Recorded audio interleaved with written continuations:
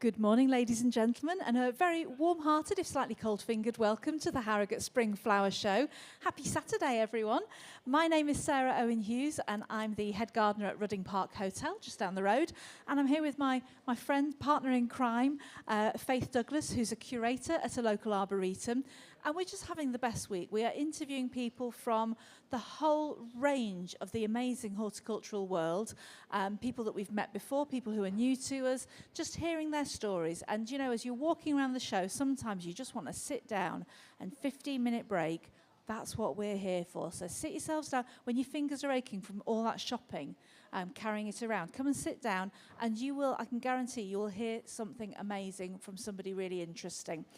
We've got a few changes to our schedule today, so just walk by and see who you end up with. It's going to be a lucky dip. We've got lots of stunt doubles who are amazingly standing in for us, and we're very grateful to them for that. But our first guest is someone we've both known for many, many years, and we're very delighted we've convinced him to come and join us on the stage. We've got Trevor Nicholson from Harewood House.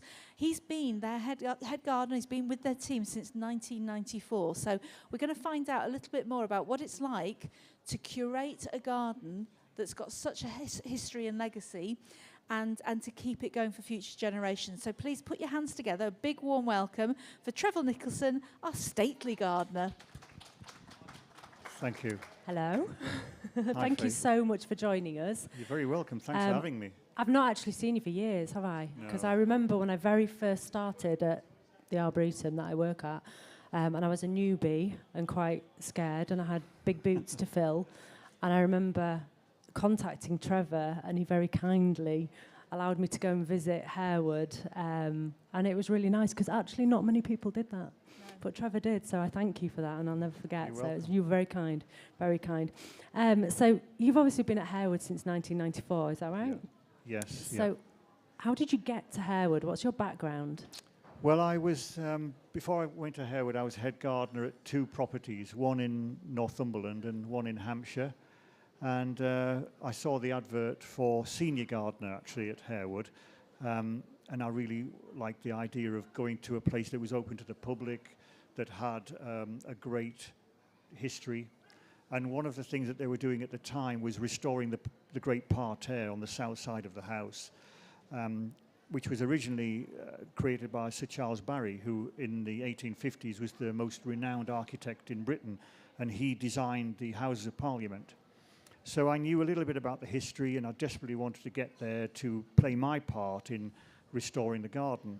And I was only there about 9 months, got to know the family well, worked with Michael Walker, the head gardener, who then went to Waddesdon Manor. And he, there was an old head gardener there called Geoffrey Hall, who was famed for his rhododendrons and all of the kind of things that he did there. And we just got to know each other, Jeff and myself. And when the job came up, Jeff snuck a little letter to Lord Harewood, and I was promoted. See, it's who you know, isn't it? Not what you know. Well, it's funny, we keep talking about, you know, the network of roots under the ground, the mycelium. Yeah. Gardening's very much a mycelial network. Yeah. Every time you talk to someone, they go, oh, I know somebody who can do that, or somebody who can help that.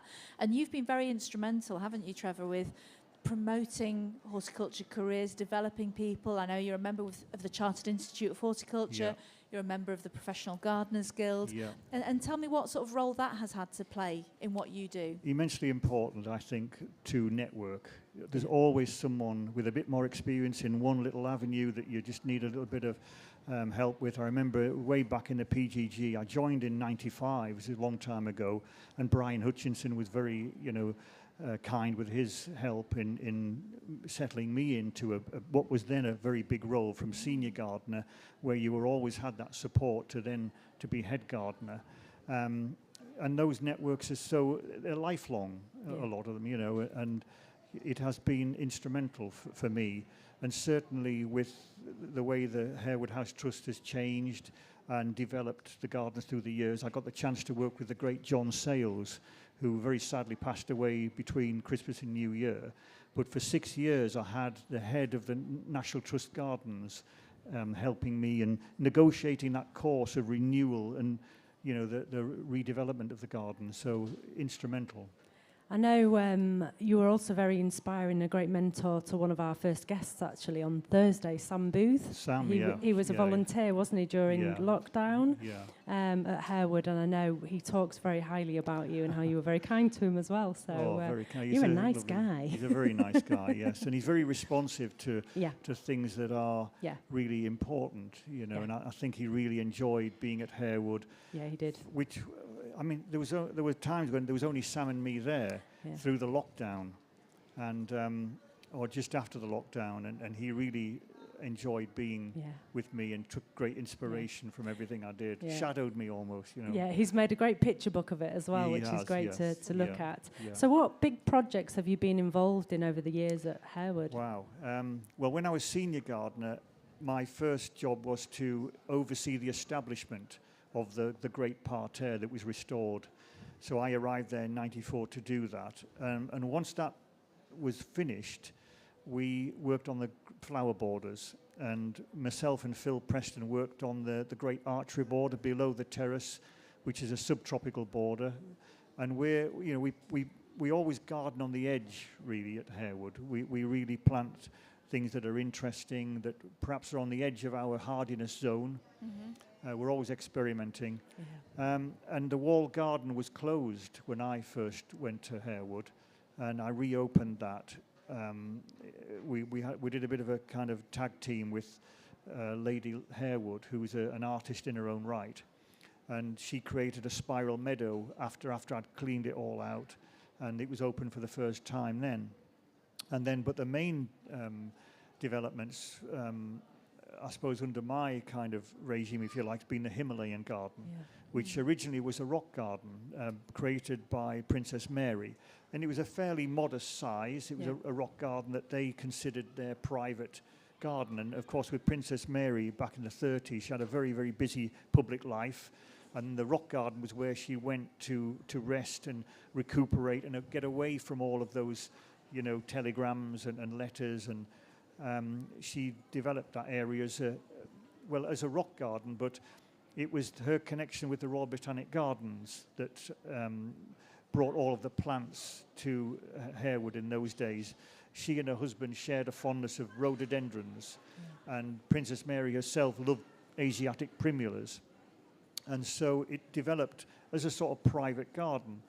And the great thing was that David Lascelles, who's Princess Mary's grandson, wanted to develop that area and leave his mark. And we have the Harewood Stupa, which is the only one of its kind in Europe, and it sits on the hill above the rock garden. And of course, the garden needed to be developed around that. And what we wanted to do was develop a great plant collection, a great Sino-Himalayan plant collection. But before we did that, we needed to make sure everyone could get into it. Now, Princess Mary, being the kind of adventurous person she was, could easily get down the steps and along the stepping stones and climb up the bank the other side, because it was her private space. But if we were going to develop it for a public, we needed to be very, very sensitive to the fact that it had its own character. It was developed as a private garden. And John Sales and myself worked on this grand plan to bring a path all the way around it. Not just an ordinary path for access, but a path that would inspire you with views of the waterfall. It would give you a great sort of yin-yang element of going into enclosed spaces, out into the open, through rocky places and then into the soft places. So we developed it really jointly. So John devised the route, and he says, what I want you to do is devise a planting scheme to fit that route. So we knew that there were connections with the Royal Botanic Gardens in Edinburgh. We knew from Leonie Patterson, the librarian, who'd sent us the dispatch registers from 1930 to 1939, so we could see what was sent to Princess Mary, either by seeds or by cuttings. And we really worked on that plant list to develop a thematic plant collection. And also we wanted to create an experience that was unique. So the idea then was to develop the plant collection alongside opportunities to represent the climatic zones of the Himalaya. So we dug down about 12 feet to get into the banking, because obviously with the regulations for access, we couldn't go up and down like this, so we cut a trench all the way down, and we built a gorge in there, and that gave us a perfect serpentine opportunity to, use to augment the rock garden. So in the gorge we've got alpine plants, small leaf rhododendrons, conifers, and then when you walk through the gorge you've got a more enclosed space with large leaf rhododendrons, bananas, bamboos, gingers, all these sort of things, and they bring you up to the what we call the wet meadows, which is where the primulas grow. And we've kind of developed the primula collection back from Princess Mary's time. You've got wonderful views of the waterfall. We built a bridge over the river, because hitherto you could only get across the river by the stepping stones. It's not for everybody, certainly not for anyone with any kind of mobility issues. So we built this beautiful bridge, and that leads you on a pilgrimage up to the stupa. So we created this holistic, kind of Himalayan garden experience, and the plant collection along the way is appropriate. So we've got a forest section as well, full of rhododendrons and rare trees leading up to the stupa. So it's been a fantastic opportunity. Yeah, I remember that's where we walked through when I came to visit, and I think you were still creating it, or it was quite new. And I remember that feeling of being completely enclosed and almost hugged by all the plants when you sort of went in and down. And it was the first time I'd ever seen Meconopsis, the blue Himalayan poppy, which we actually grow now, thank you. Yeah, good. You're welcome. But it was fascinating because I'd never seen that before. No. And I remember seeing some of the more tropical plants and being quite surprised, and you said that you bring some of them in and over winter and put them back out again, and that's a massive job, isn't it? It is a massive job, and but it just shows the sort of profile of our plantsmanship. So from the terrace, where we're growing almost Mediterranean plants against the facade, which is obviously reflective heat, retentive heat, full-on sun, there's no shade on the terrace. It's almost xerophytic, in some summers, certainly last summer. So plants from South Africa, from Italy, from the Mediterranean, and then subtropical plants in the Arctic border, where we've got deeper soil, much more mulching going on. But also the bedding plants, which we ditched the bedding plants because Harewood House Trust have made a very, very strong statement to sustainability. So we wanted to get rid of the 3 times a year bedding, just putting bulbs in, overtopping that with violas, and then in the summer, or end of May, beginning of June, bedding out with summer bedding. All that stopped because we wanted to protect the soil biome, and we wanted to get a no-dig scheme. So nowadays, instead of 3 times a year bedding, which creates a mountain of plastic pots, it's obviously high carbon with transport, from Holland with the bulbs, twice from York to deliver the plants, then come and collect the trolleys, then deliver the next batch of plants. It was just too much carbon. So we decided to do a sustainability agenda for 2021. And now we have lavender and sage, and it stays there. So we cut the box around those plants. We mulch it with organic fertilizers and mulching. And then all the way down to the Himalayan garden, like you say, we're growing poppies, we're growing quite rare alpines, aracemas, all these sort of things that are naturalistically placed around. And of course, I've been very, very lucky to have been on adventures to Nepal, to Bhutan, twice to China now on plant hunting expeditions to observe, thanks to the RHS actually for sponsoring me jointly with the Harewood House Trust, which is an educational charity, to study plants in their native settings and really get a feel for how many plants or what kind of plants live in certain situations. And then if you walk around to the wall garden, which now is a no-dig garden again, we grow hops for making beer, of course. We have a great relationship with Northern Monk there, and the whole scheme in the wall garden is very intensive, especially with it being a no-dig garden. And we have, we only have about 8 staff full-time employed, and we look after the grounds and the gardens, and our volunteers really give us a great advantage in keeping up with that pace, if you like. So the whole profile of plantsmanship, from ornamental gardening, right through to naturalistic gardening, species conservation, to the wall garden where we're growing vegetables and we're cultivating an orchard, meadows. There's just so much. Do you know, I'm completely captivated, Trevor. I'm so sad that we can't just sit and talk all day, because not only have you told us your story, you've created such an incredible story walking around Harewood. And I don't know if any of you've been to Harewood. I could picture exactly what he was talking about. And I've not been for a few years. It's just so powerful, that the passion that you've got, the enthusiasm you've got, and that legacy that you're creating. So you've gone above and beyond what Princess Mary created to making a garden with real heritage and standing. Ladies and gentlemen, wasn't that a treat? What a beautiful way to start our morning. A huge thank you to Trevor Nicholson from Harewood House Gardens, our stately gardener. Thank you.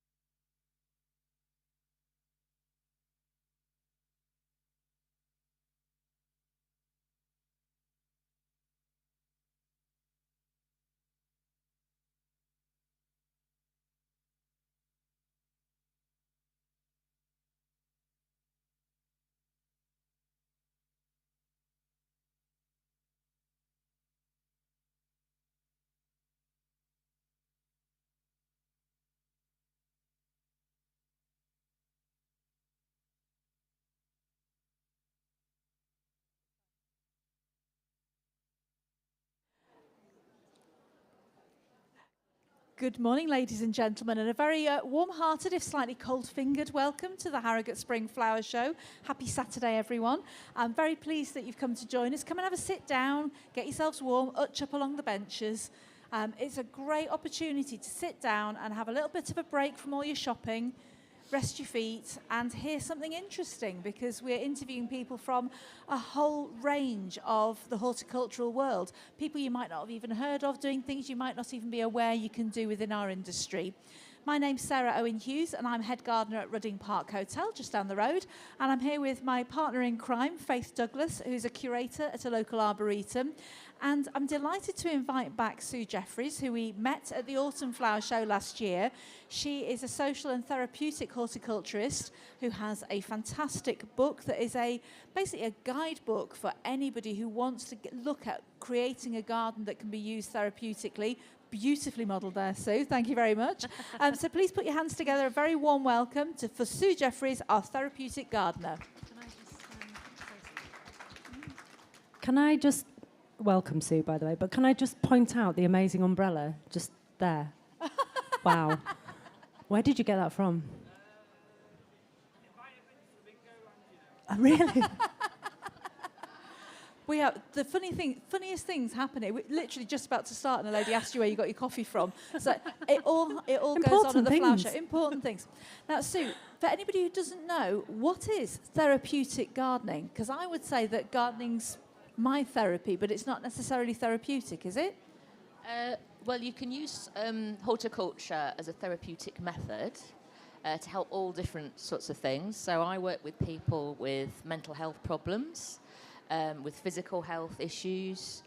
I've worked with kids who are full of beans and running around at school and need to find some way to get their energy out and calm down. So all different sort of ways it can be used therapeutically. I suppose the difference from just pottering around in your garden and relaxing and taking some deep breaths and working as a therapeutic horticulturalist is it's important that you get to know who you're working with and what their particular needs are. So, Sue, what's your background? Have you always been in therapeutic gardening? I'm a career changer. Right. So I used to work in offices and doing administration. And then decided I'd had enough of that. And something I enjoyed myself was being outside in my garden and being outside in nature as well. So I decided to change career. And my first training I did was at Rees-Heath College in Cheshire. I did a garden design course there. And then I went to Myerscough College near Preston, which is the land-based college for Lancashire. And there I studied a foundation degree in professional gardening and plant knowledge. The plant knowledge was important. They made us learn the Latin names of 20 plants every week for 4 years. Wow. So that wasn't very therapeutic at all. I did a plant identification exam over there once, and I went 2 weeks earlier to walk around the grounds because I thought, hang on, the snowdrops aren't out, that's not going to be on the list. But it was 200 plants in one room. It was it was chewy, yeah. But that's the language of horticulture, isn't it? It is. No, it was useful. I can't say I remembered them all. No. Or even enjoyed the weekly tests. So I trained in horticulture first. And I did garden design and garden maintenance for people's gardens. And then we had some terrible winters where I couldn't work really. So I thought, what else could I do? So I started to go into teaching. So I worked with young people at first, just delivering City and Guilds courses. But then I started doing more therapeutic work in mental health inpatients wards, working with groups of people with learning difficulties, and really using horticulture, less about training them and getting qualifications, and more about helping them to relax, to find something they enjoyed doing, something that could calm them. At the moment, I'm working with a group of military veterans over in Liverpool, and they're there for a variety of different reasons. Sometimes it's might be trauma, post-traumatic stress, could be physical injury. There's a gentleman there who's broken his back in 3 places. So quite a range of different things. But we start every session with some mindfulness and deep breathing. which is fantastic. We're in an allotment in the middle of Liverpool, in Anfield, if anyone knows Liverpool. But it's a lovely big allotment area, and it's quite quiet in the morning, and we just sit quietly, take some deep breaths in, slowly out, and listen to the birds. And even that is a therapeutic sort of activity for people to feel grounded where you are. Maybe that gives a bit of a taste of it. So we start off our sessions with that sort of therapeutic feel and then carry on working in that way. Some people have a lot of energy and they want to get the spade out, and that really helps them with their mental health. It's getting stuck in. Other people prefer to sit down and do something quite detailed, like sowing seeds or maybe planning what we're going to grow in the garden as well. So it very much varies depending on the person and what they need that day as well. So the environment plays a really big part, doesn't it, in therapeutic horticulture? We chatted to Paul Olroyd, didn't we, yesterday? And he has a great big glass house, and they have therapy sessions. Different organisations go in there, go in a room, have their therapy session, then come out of their therapy session, and rather than going into busy traffic or into an office, they come out into this beautiful greenhouse, and you know, that level of calm and relaxation is kept after the therapy session. So the environment plays a huge part, doesn't it? Yeah, and I know the Maggie Centres Yeah. attached to the cancer care. They're brilliant because their gardens create a welcoming entrance into the treatment centres as well, and they're for the carers, aren't they, and the family as well as the people suffering from cancer. So it makes a big difference, I think, to people. But that moment of deep breathing, you actually then start to notice nature more as a result. So you might not notice the birds singing when you're walking around a city, but because you've tuned into that, you can then pull on that, can't you? Going forwards in your normal day-to-day life. Yeah. Actually, I was going to draw attention to my book. Yeah, please do. Please in do. relation to that. Yeah. It's very exciting. It's a first time we've garden I seen the used to copy. work in Salford. It was near East Lancashire Road, which is a dual carriageway. It's busy 24/7. And our garden was literally, 50 yards from it. But we had this beautiful geodesic dome, which we used to work in, and the garden was surrounded by trees. And once you were in the garden and you had all the plants to look at and you were in the dome, you forgot where you were. You didn't hear the traffic anymore. And people just could relax and be in that space. It was almost like an oasis, is what people described it as. You come in from a very urban area, busy traffic. You come in the gate and it was like an oasis that you could work in. So you can create those therapeutic spaces anywhere, really. Definitely. But what my book focuses on is sort of how to go about doing that. And I think that the key thing I always say if people want to develop a community garden or therapeutic space, the key thing is first to find out what the users need from it in terms of, what their interests might be, what their abilities might be, what their concerns might be. The garden here was for people with mental health problems, and we made sure it felt quite private, so they didn't feel they were in a goldfish bowl on view. So we made sure there was hedging and trees, so they felt it was oasis just for them, really. So we created privacy for them. It was also very accessible in terms of the paths. Everything was flat and accessible. We did have people sometimes on crutches or wheelchairs. In the dome itself, we made sure people could either work standing at hip height, which suited some people, or they could sit down and work at a table. So it's like giving all sort of different facilities to make sure people could still enjoy the garden and gardening, wherever they were coming from. Yeah. So that was quite an important point. And having a room to have brews in. Do you know, I think Essential. the brew before, and during and after gardening is almost the most therapeutic part of it, isn't it? I can't even tell you how many I've had this morning. But Sue, also, we're both members of the Chartered Institute of Horticulture, which is a great network for professional horticulturists to meet other professional horticulturists. But you're very heavily involved with a subgroup within the Chartered Institute, which is for social and therapeutic horticulturists. Tell us a bit more about that network that you're working with. Yeah, we set it up, but it's only really just got going in the last 6 months or so. We've now got an organising committee, and that's made up of people who work in social and therapeutic horticulture right across the UK and Ireland. So we have 2 people who work in Ireland. We have somebody in Scotland. We have someone in Kent, Wiltshire. I'm in Lancashire. So we've got quite a nice spread of people around the country. And we all work in slightly different areas as well.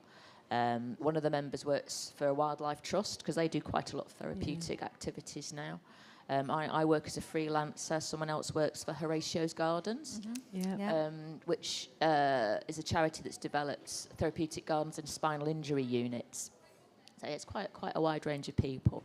And at the minute, we're setting up online networking meetings that are open to anybody who's interested.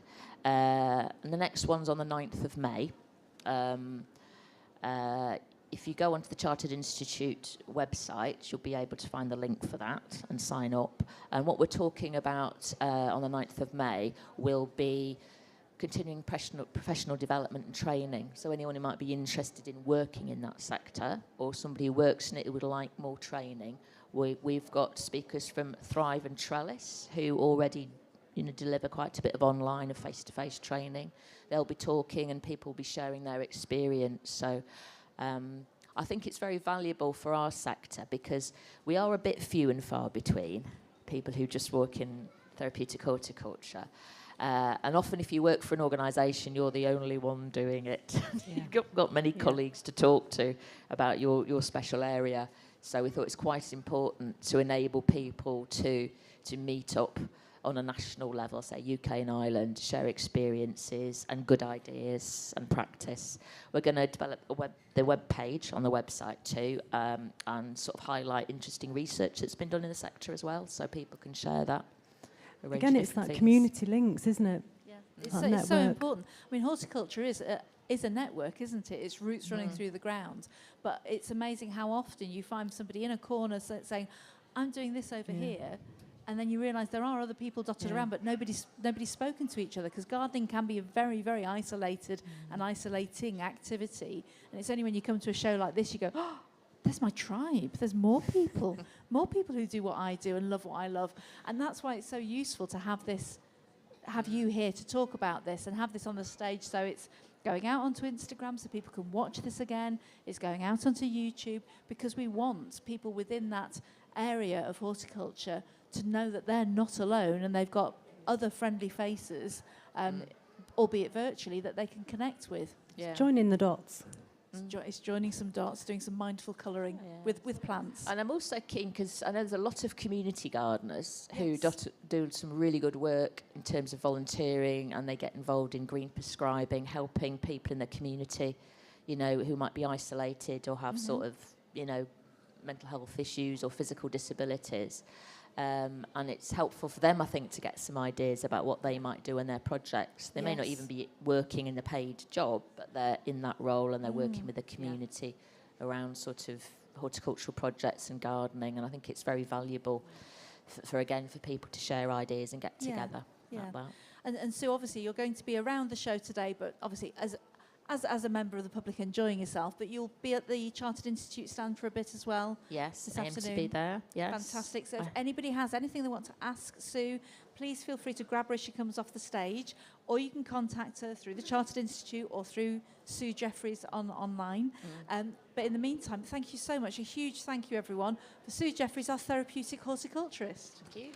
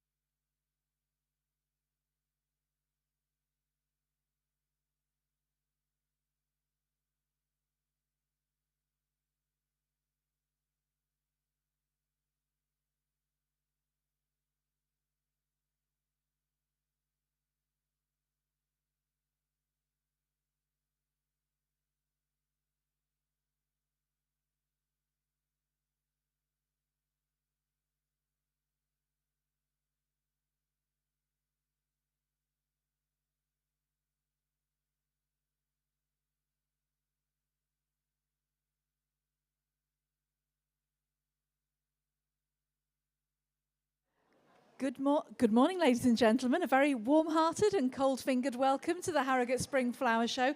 Utch up on the benches and get yourselves warm because it's a nice sit-down in between going around looking at the beautiful displays that we've got here. You're very welcome to the Human Gardener stage. My name is Sarah Owen Hughes and I'm a head gardener at Rudding Park Hotel, just down the road. And I'm with my cohort and partner in crime, Faith Douglas, who is a curator at a local arboretum. We've had a little shift round on the programme today because various people are ill and what have you, but we have the most glamorous stand-in, our fantastic deputy. We're so grateful to Pete for coming onto the stage at very, very short notice. I'm vegetarian, but this guy is our carnivorous grower, so I can't wait to hear more about what he gets up to. Please put your hands together for Pete Walker from Wax Wicked Plants, our carnivorous grower. Thank you. Well, I've got a confession to make. Pete, unfortunately, can't get rid of me because many years ago, you're as bad as I am. Many years ago, I was walking my very small children to school and I saw a windowsill full of Sarracenias and I thought, that looks interesting. And then I noticed there was a little polytunnel in the back garden and I actually knocked on his door and said, hello, do you grow carnivorous plants? And you've not got rid of me since, Pete, have you? No, she's been stalking me ever since. Yeah. I'm so sorry for that, Pete. I'm so sorry. You can't take her anywhere. It's all right. I'm on the other side of the bed. We're fine. So tell me, Pete, how on earth did you get into carnivorous plants? Started as a hobby, so just collecting as it often does with plant collections, and one thing led to another, and yeah, here we are selling them for a living, which if you'd asked me 20 years ago, I would never have believed it.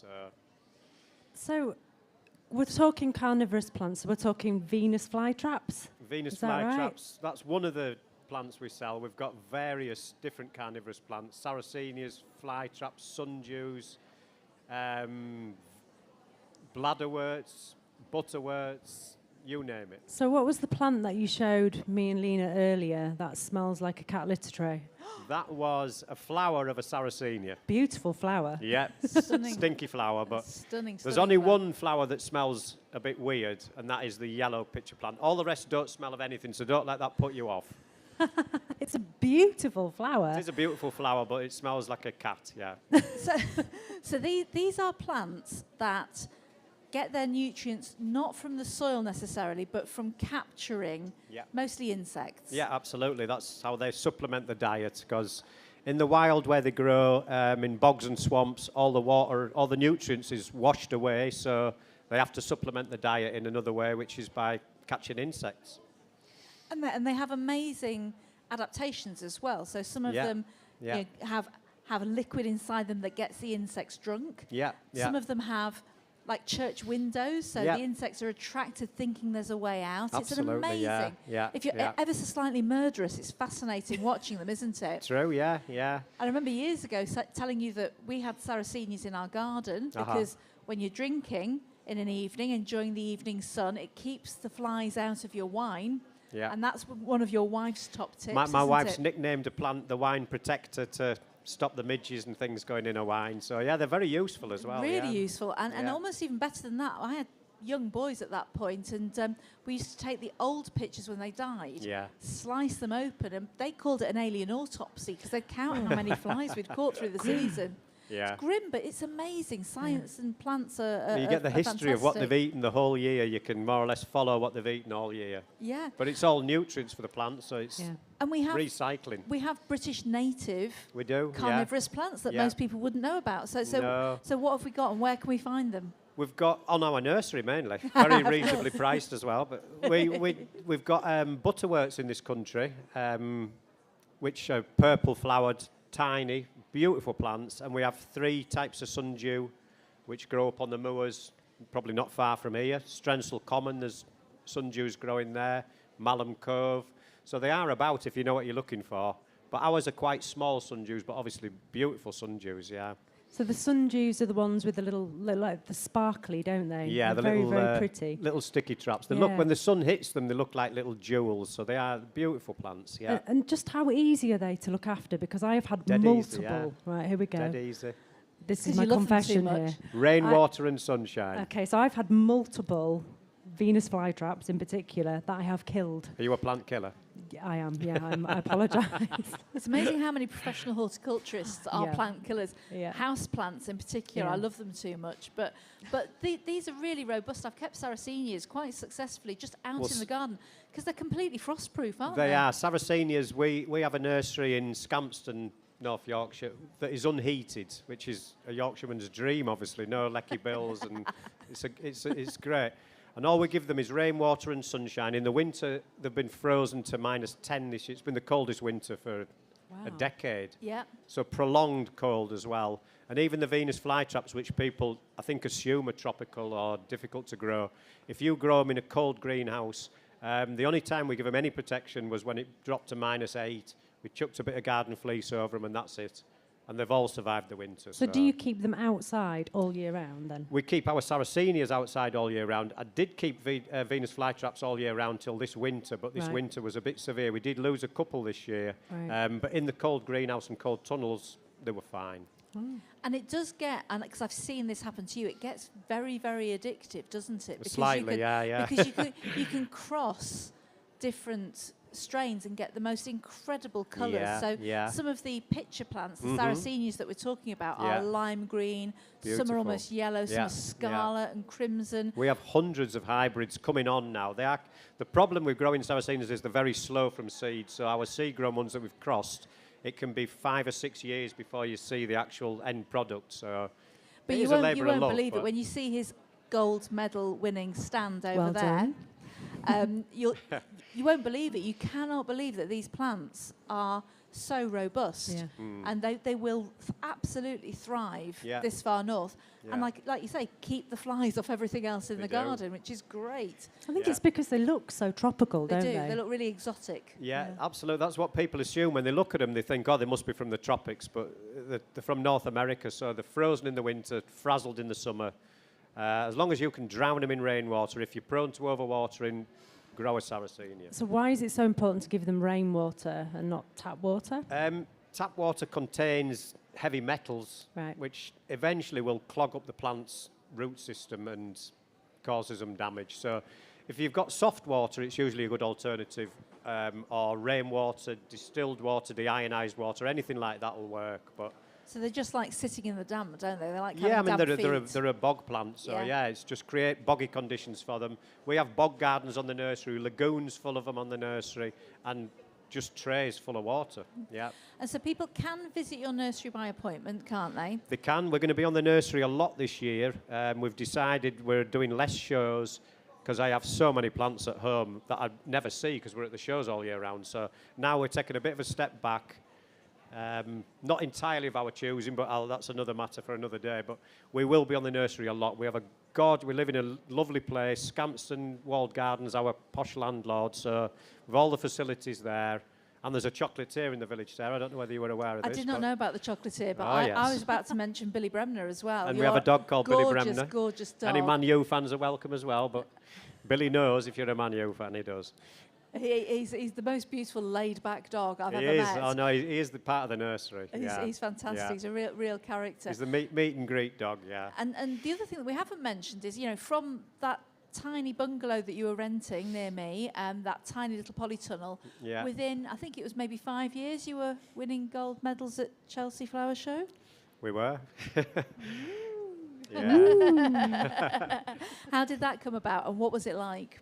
It was terrifying, to be honest with you. When we first started showing, you have to first win an RHS gold medal, and you have to go to the halls in London, which I don't even know what the halls in London were, but they said you need to have an exhibit at the halls in London.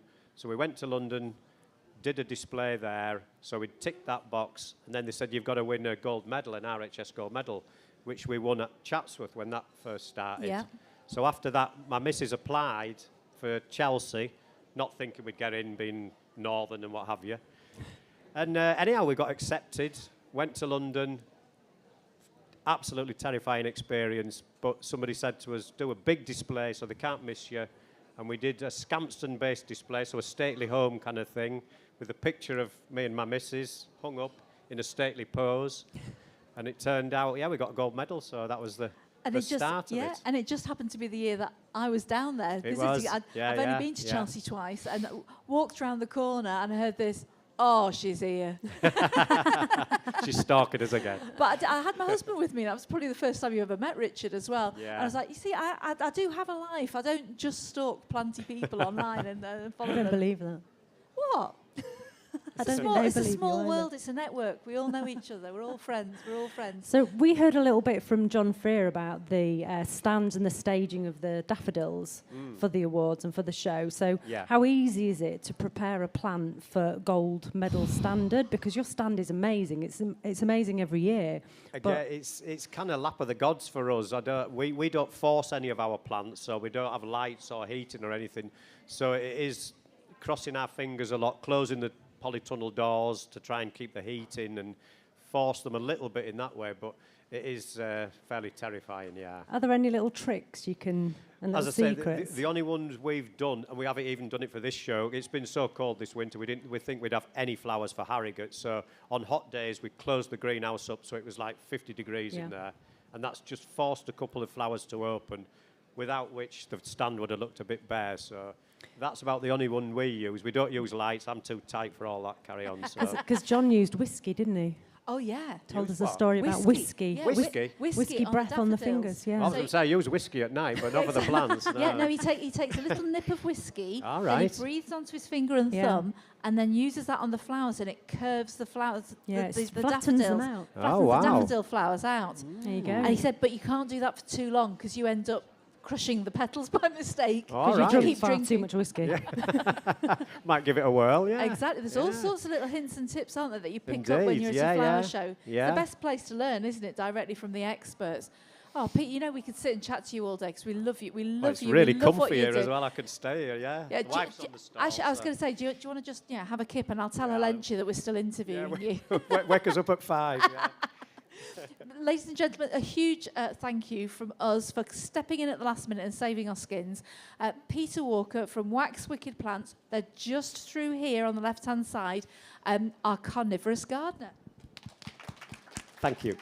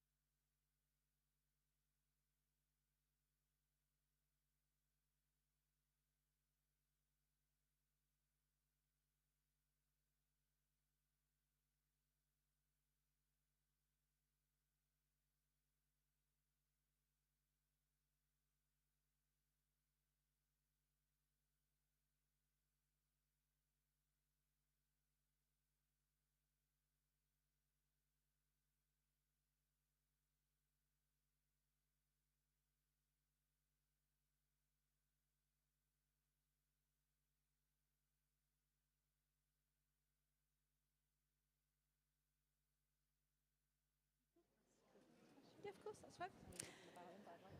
Good afternoon, ladies and gentlemen, and a very warm welcome to the Harrogate Spring Flower Show. Happy Saturday. I hope you're having a lovely day. Please feel free to come and join us, eat your lunch, have a chat with your friends, rest your feet while you're deciding where to go shopping next. My name is Sarah Owen Hughes, and I'm the head gardener at Rudding Park Hotel, just down the road. And I'm here on the Human Gardener stage with my friend and stage wife, I think. Is that, I like that. Faith Douglas, who's a curator at a local arboretum. And we've got the best job in the world this weekend. We are chatting to some of our favourite people from the industry, from the breadth and depths of horticulture, just to find out a little bit more. Each chat's about 15 minutes long, so it's enough time to drink your coffee or plan where you're off to next, and just keep popping up through the day and see who we've got. I almost don't know how to introduce our next guest, because I know him through about 15 different channels. He's been at schools getting children growing vegetables. He's a force of nature, or has been a force of nature at the Yorkshire Show, the Great Yorkshire Show, supporting farmers and growers. He's heavily involved with the Knaresborough Horticultural Society. And today he said, I'm just helping out on a fern stand, as you do. So please put your hands together as we find out more about Mike Prest, representing Alchemy Ferns today. Good afternoon. So, Mike, thank you so much. We have literally accosted you, haven't we? Yes, he's too shy to come and talk on Alchemy Ferns. I did try and kick him, but he didn't respond, so I'm afraid I'm here instead. Well, I'm so grateful that you came to chat to us. And I gather from a little bit Sarah's told me, and the other lady that works on the stand with you, you've got a fascinating background, haven't you? So tell me a little bit more about your background. The only thing I've known in horticulture, so basically that's, I've spent my life in horticulture as a grower, as a lecturer in horticulture, and so I've spent, I know nothing else about anything except horticulture, I'm afraid, and even if you've spent a lifetime in horticulture, you never know all the answers, and I think it changes. It's changed vastly in my time, and it's a very fascinating subject if you really get into it. So you had a nursery, is that right? Yes, I had a nursery. I started off, I went to work at 15 at Askham College, just on the nursery there, and I spent 3 years doing that, and then I went to college in Essex, Writtle College. Then I taught at Hertfordshire College in the south, so I spent a period away from Yorkshire, which was the coldest time of my life, to be honest. Oh, yeah. Welcome back to the warmth of Yorkshire. I much prefer Yorkshire, and that's when I first started, really, in there. And you're heavily involved with Knaresborough Horticultural Society. You were just saying earlier that they're one of the oldest horticultural societies. What can you tell us about that? Because you were talking about the importance of showing plants. Yes, it is a little bit dying now, and I've got to say, one of the things that I am disappointed of as a horticulturalist, my industry is nowhere near what it used to be. And I don't think we're the worst country in Europe for the political point of view. Politicians have never understood horticulture or agriculture. And when you think about this, in 1960s, there were 150, or very nearly 150 registered horticultural holdings in England, and now that is less than 10,000. So that's an amazing drop of production that's not here. And we import now so much of our food, I think, and ornamental plants, that it's a really shame. I say we're the worst one in Europe for looking after the industry that I've been in. Maybe it's because there isn't any money in it. There isn't a lot of money in horticulture, and yet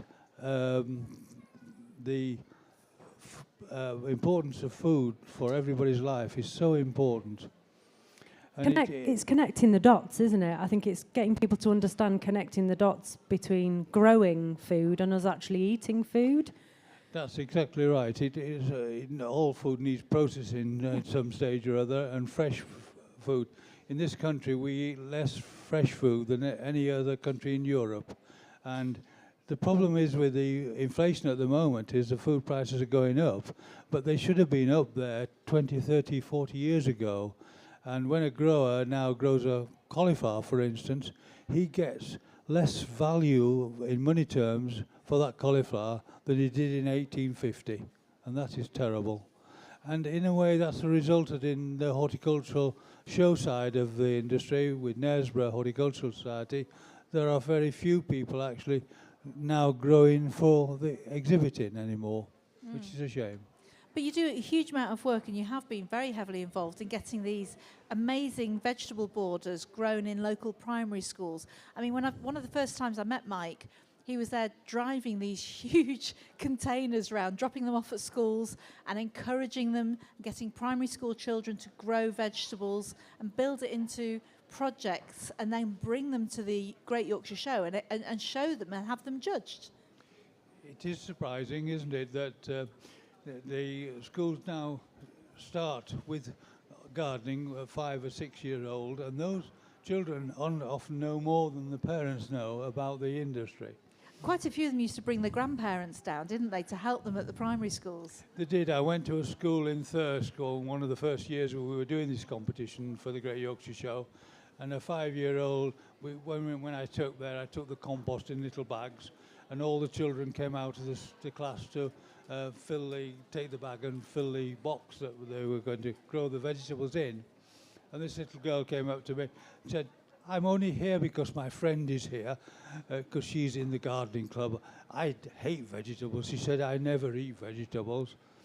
And 5 weeks, 6 weeks later, I went to collect the box to bring to the Yorkshire Show. The first little girl that came up to me was this little girl, and she said, "Do you know I've eaten peas and beans?" Wow. She said, "I never thought I would eat vegetables." And so the fact that she grew them Yeah. and ate them A living just showed. connection. There's a Wow. Made the connection. connection. Yeah. Absolutely. That's why I'm a grower. It's because I'm really greedy and I really like free food. You're just hungry. I'm just always hungry, always hungry. So free food is a really, really big draw for me.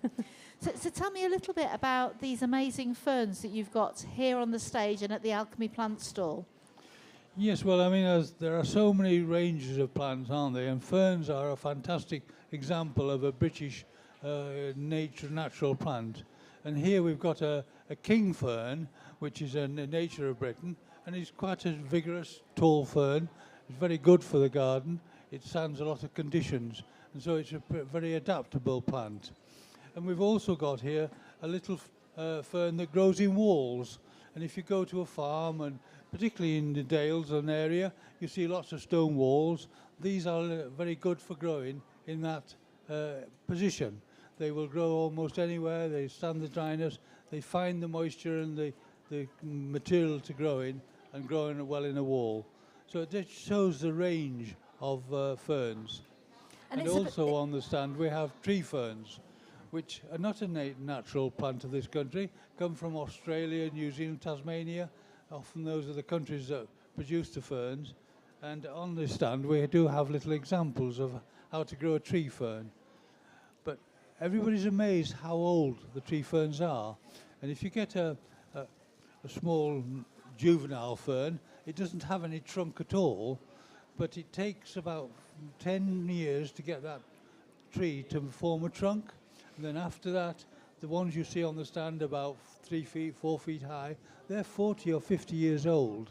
So it just gives you an example of the time it takes to grow a tree fern. I purchased one of your tree ferns this morning, hence why you're on here.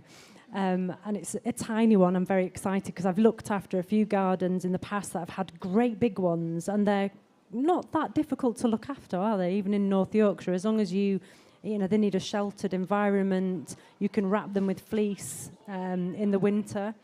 You know, we can grow them quite easily in our climate here, can't we? I think you can. They're very adaptable. And plants and animals and human beings, really we're all the same.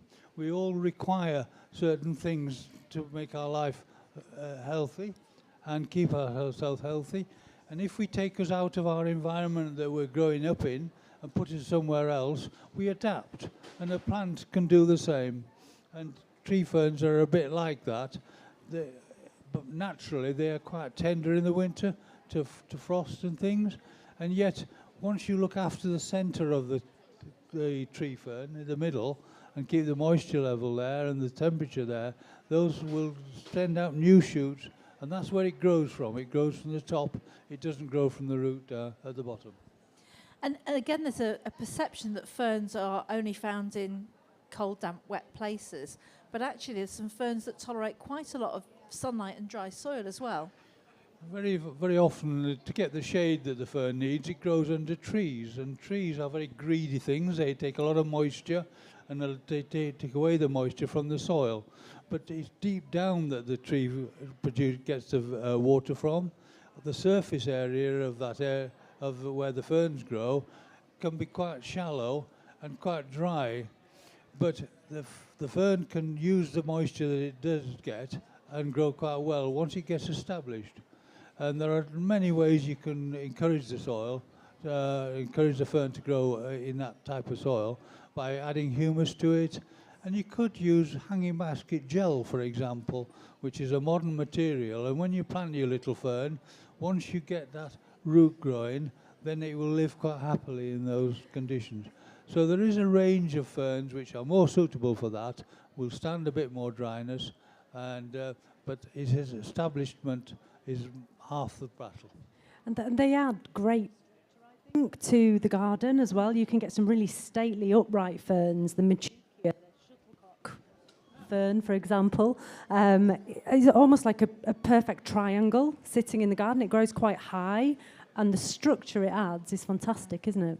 Well, the shuttlecock fern, which is another example, rather like a king fern, will grow about 1 metre and 1.5 metres high. And yet here we have a little wall fern that only grows 25 centimetres high. So the range is huge. And also now we're getting variegated colours. I get ones which grow a little grey coloured. And then you can get ones that produce red leaves in the autumn.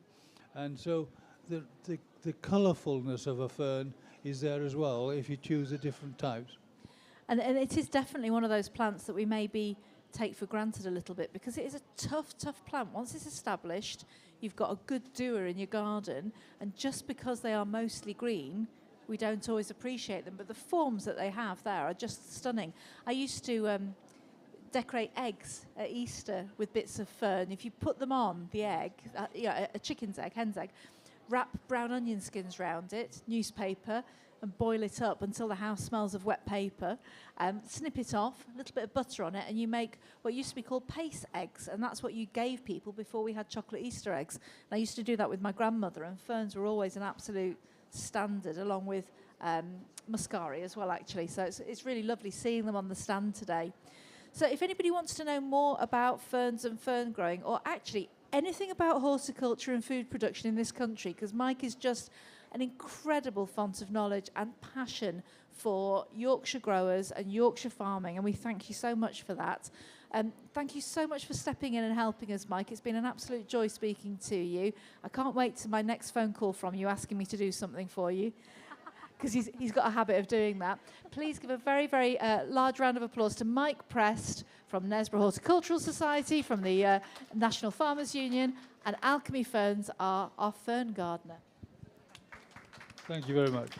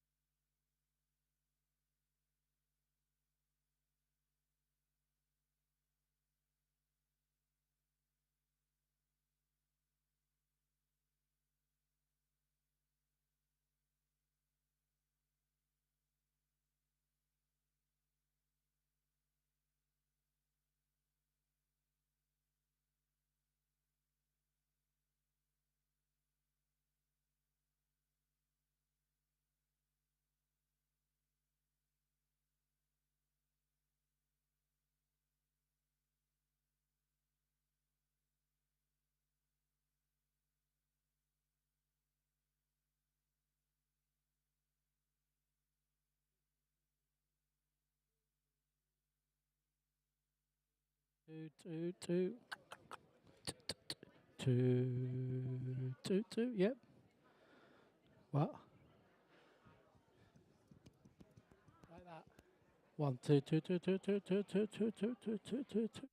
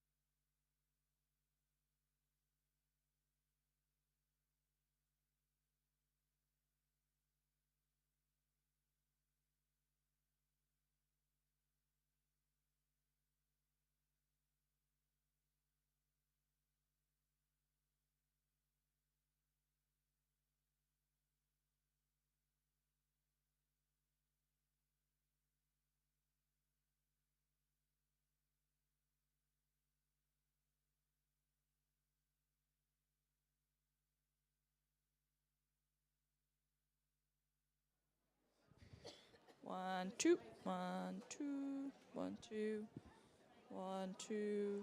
Yeah. Turn it off. Turn it off. Turn it off.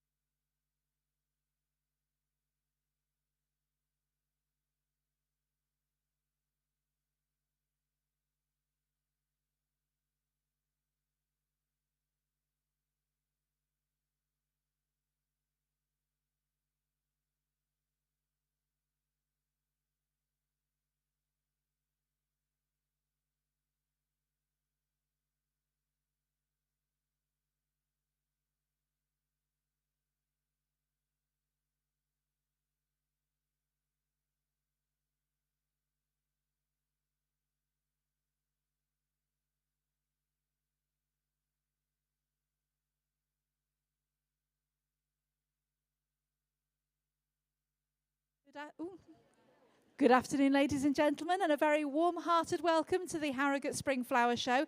Happy Saturday! I can see from all your bags and your aching legs that you've been shopping till you drop. So please sit yourselves down, have a 15-minute rest, eat your sandwiches, have a coffee, and listen to some of the most amazing people from the breadth and depths of the horticulture industry. We've made it our mission on this stage, the Human Gardener stage, to find the people behind the industry that you might not even know do jobs that you didn't know existed, and also just to have a good chat with some of our very best friends. So I'm Sarah Owen Hughes. I'm head gardener at Reading Park Hotel and Spa, just down the road, and I'm with my cohort and partner in crime. I feel like we're more than that now because we spent the whole weekend in bed together, but this is Faith Douglas. Have you seen the state of my hair? I've got she said serious I've got bed hair. And I looked in the mirror and I was like, what happened? I've been in bed, She's been that's having why. more fun than I've been having. I'm very, very jealous. So this is Faith Douglas, who's a curator at a local arboretum, and I'm absolutely delighted to have convinced/coerced our next guests on the stage. Sarah made me do it is going to be my catchphrase, I think. But I've known Fiona and John for many, many years because Fiona and I used to teach horticulture together and our sons went to school together. So I feel like we've grown alongside each other. But if you ever wanted a story of a beautiful relationship that was founded because of a love of horticulture, this is it. So please put your hands together. A very warm welcome to Fiona and John Slight, our gardening couple. So guys, thank you so much for joining us on stage. So you're a gardening couple, right? We are. So how did you meet and where did you meet and how do you manage your relationship alongside your job? We don't. So I think it's a conflict of interest, to be honest, a lot of the time. So did you meet when you were training or? Well, we both met in our practical year when we were at college. So we did a 3-year course, but the middle year we had to go and do a year's practical experience out in the industry. And it just so happened that we both got studentships at Wisley Garden down in Surrey. The RHS. Yes, RHS Garden at Wisley, yeah. Yeah, and so it sort of blossomed. Because the year went on. You're a horticulturist, and John, you're an I'm arborist. You're an arborist. Yeah. So am I right that Fiona may have seen you free climbing up trees late at night? No, not necessarily. I mean, there break was the rules. that, but I'm not going to admit to that. I heard you break the rules, actually. Yeah, I'm a rule breaker. But Thankfully, the tree's still there. And so after that, where did you go? Because you obviously met in your third year. Second year. Second year. Yep. So third year, we both went back to our respective colleges and did a long distance romance for about 3 years. I stayed in Yorkshire. And I stayed in the finer place, Scotland. Scotland, yes. There's a little hint of an accent there, Fiona. Yeah. And so we just sort of went up and down for a while. Yeah. And then I was the company I worked for. I worked with somebody who'd actually worked out in New Zealand, and as it was then, it was a lot more kind of challenging to interact with foreign countries as we do nowadays with the emails and internets, etc. So I'd worked with this guy, and he just said, just get yourself across to the company he worked for. It was a company called Treescapes in Auckland. So I wrote off, as you did way back then, and got offered a placement, a 3-year work visa, and Fiona came with me. He wouldn't go without me. Oh, isn't it lovely? I knew they'd be good. Isn't this lovely? Yeah. So you went out to New Zealand together. But we literally went out blind because they'd said they'd offered you a job, but we had no information, so we were totally blind getting there. We didn't even know if someone was going to meet us at the airport or anything, did we? But it all worked out. That's not that long ago. I think there's lots of people here who would remember. You'd send off for a catalogue, you'd apply for a job, and you'd go somewhere having never ever been there before. But that is literally the other end of the world. It's quite a big step for you both to have made. Yeah, very much so.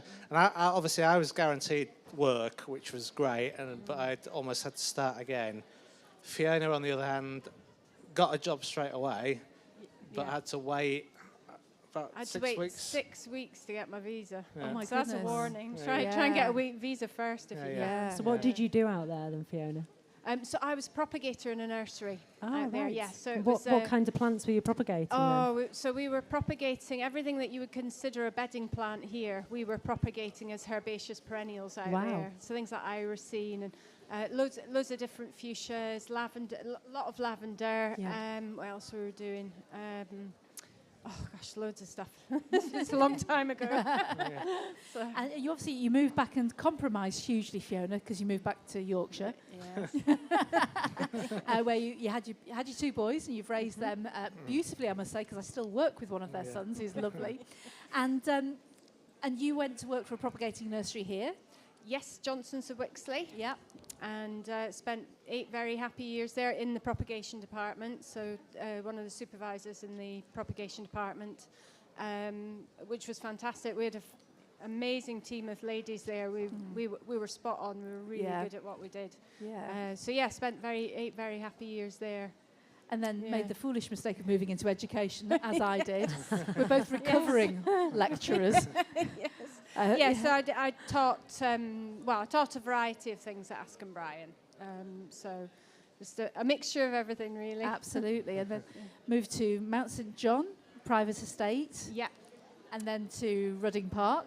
Yes. As the kitchen gardener and then the head gardener. Head And gardener, where are yes. you now? It's full circle. So now I am a garden manager at Harlow Carr in Harrogate. The RHS garden in Harrogate. What does that entail in garden manager? What do you have to do? So the garden manager, there's 2 garden managers at Harlow Carr, and we're basically there to do the day-to-day running of the garden, to allow the curator to be able to be the creative person. And so he drives forward the ideas, and then we make sure that they happen. Right. Yeah. And it's combining all of your loves, really, because you're gardening Yes. and you're working with teams of people and you're educating as well, because you Yes. have lots of volunteers and students as well. Yes, yeah. No, there's a lot of education going on. It's amazing. It's just lovely to be involved with that and promoting horticulture, which is what I love doing. Yeah. So it's fantastic for that. And you've not been idle either, have you, John, since you returned to the UK? No, I've not been idle. Worked for various arboricultural companies, homing my skills, improving. Now in a managerial position, but still get my hands dirty on a quite a regular basis. Still find you up trees. Yeah. Much to my disgust. Yes. Still not scared of getting up there and doing it. And Yeah, there was a bit of a moment not that long ago, was there, Fiona, where you got a phone call saying, "Can you come and get John? He's in hospital." You might have seen it actually. It was on TV. What happened, John? basically, it's quite a few years ago now. We were working up in Kirby Moorside, removing some trees from the side of a quarry face. I'd let's say miscalculated, and what I was tied into became unattached, and I ended up falling into the quarry. So the tree, very lucky. the tree on top of me. So And I think, am I right? Because you lost consciousness, you didn't injure yourself anyway as badly as they thought you would have done. I was very fortunate. I didn't land on the bottom of the quarry. Fortunately, some people had left some material there, which I landed tipping. on. Yeah. I was keeping it sweet. I landed on some pallets and stuff, which actually broke my fall. Fine, I just broke a rib, but I got a nice helicopter flight. Which you don't remember. No, I remember it. I just didn't. He just didn't see anything. He just saw Yeah. the ceiling of the helicopter. Yeah. I got told at the time. I was told I was going to Leeds, but ended up in James Cook, which to kind of Fiona's. You were driving cross country to find him, weren't you? Yeah. Well, no, I knew where he was. He just didn't think he was there. Which worried me. They don't put on the ceiling "Welcome to James Cook" when you're being wheeled in. So and there's been a few scrapes and near misses in the time that I've been doing it, but still love it. Yeah. Still do it. So And it just makes me. It's quite clear that the passion for your relative fields in horticulture are really clear to see as well. Yeah. So what about sort of your future plans? Because obviously, John, you're now managing your tree team. It's Lewis Tree Care, isn't it? It is, yes. Yeah. So where do you see tree surgery and arboriculture work going in the future? The evolution in equipment and obviously machinery making life a lot easier and safer. The industry has kind of improved massively as it's progressed, and safety has obviously become more and more key. There's obviously still risks there, risks involved, and it's just obviously training and bringing on younger members of staff just to kind of continue that roll through to where I am now, and just looking at the future, to future goals, etc. So, John, we spent most of Thursday speaking to people that work in the tree industry. Yep. And my favourite question was, what's the biggest threat, in your opinion, to trees right now? There's obviously lots of diseases that are affecting or impacting on trees. Obviously, I'm a little bit too young to remember the effects of Dutch elm disease, but nowadays there's ash dieback, which is going to have a massive impact on the ash trees within the country, and nobody really knows how that's going to affect them, but it's going to cost private, public sectors, multi-million pounds in order to get potentially dangerous trees removed, which they're not going to see any benefit for. And obviously, we're then, the arboricultural industry is going to have to look at, obviously alternative replacements.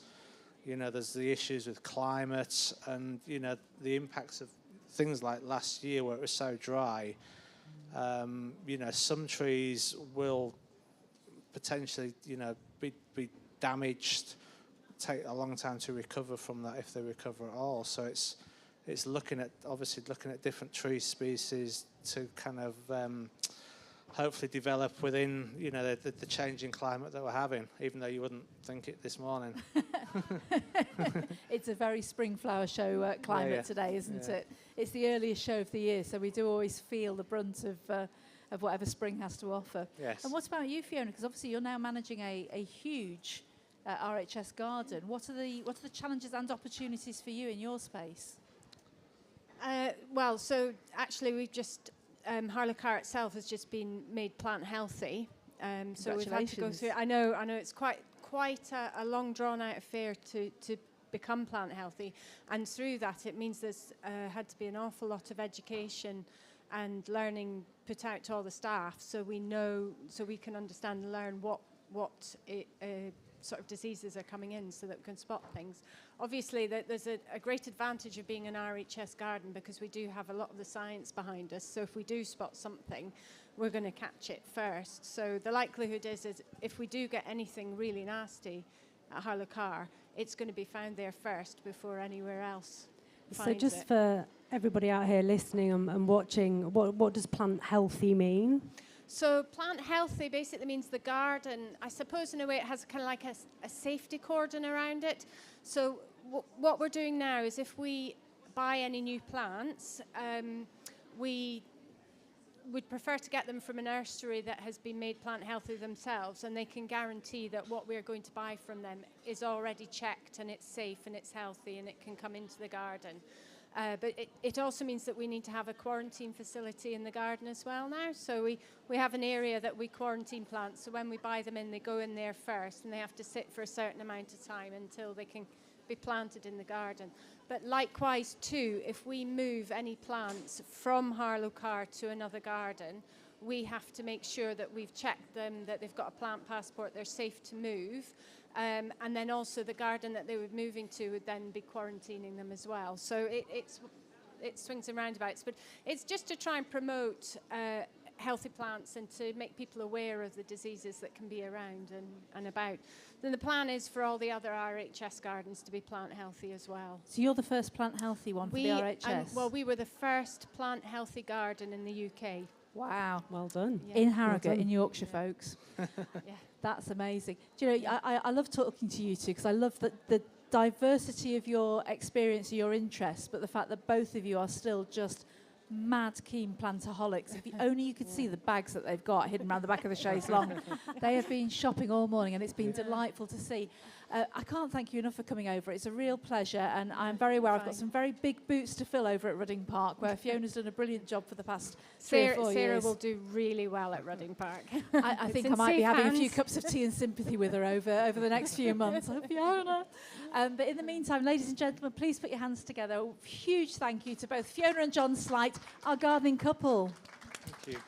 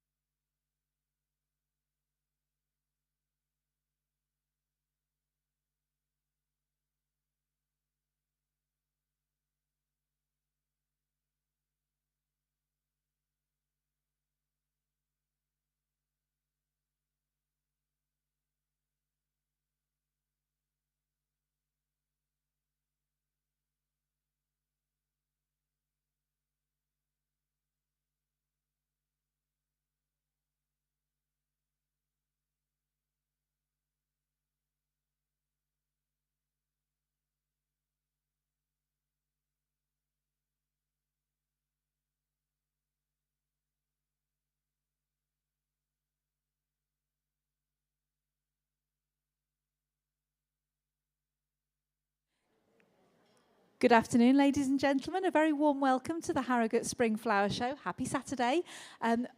Welcome to our stage. Please feel free to carry on eating your lunches. We're not judging. Wander in and out. 15 minutes sit down if you need to have a rest, because I'm imagining your fingers are quite sore from all the bags of plants that you've been buying today. My name is Sarah Owen Hughes, and I'm the head gardener at... no, I'm not. Where am I? I don't even know where I am. I'm the head gardener at Rutting Park Hotel, and I'm with my cohort and friend and partner in crime, Faith Douglas, who is a curator at an arboretum. You curate trees, and I garden, head garden, don't I? Yeah, just checking.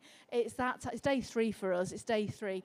But we're having just the best weekend. We're interviewing people from the whole range and breadth of horticulture and the associated industries, just for a snapshot into people whose stories you might not hear ordinarily, who are doing amazing things, and we want to shine a light on that. And I'm really, really pleased to have our next guest on in our boudoir with us today, who's making herself very at home, and she's very welcome to. Sian Oakes is a Knaresborough resident, as I am myself, and she's here to talk about a brand new project called Knaresborough Forest Park. So please put your hands together and give a very, very warm welcome to Sian Oakes, our forest gardener. Thank you so much for joining us on stage. I'm so glad that you're making full use of that with your feet up. You look lovely and comfortable. Would you mind just telling us a little bit about Knaresborough Forest Park? Obviously, it's in Knaresborough, around Knaresborough, but what is it exactly? Right. Thank you so much for inviting me. It's lovely to be here and so comfortable. It's wonderful. Right, Knaresborough Forest Park. Wow. It's so exciting. It's a piece of land, farmland, just up from Knaresborough, just towards Starbeck. And it's not so far from Longlands Common, which was bought for the community, by the community a few years ago.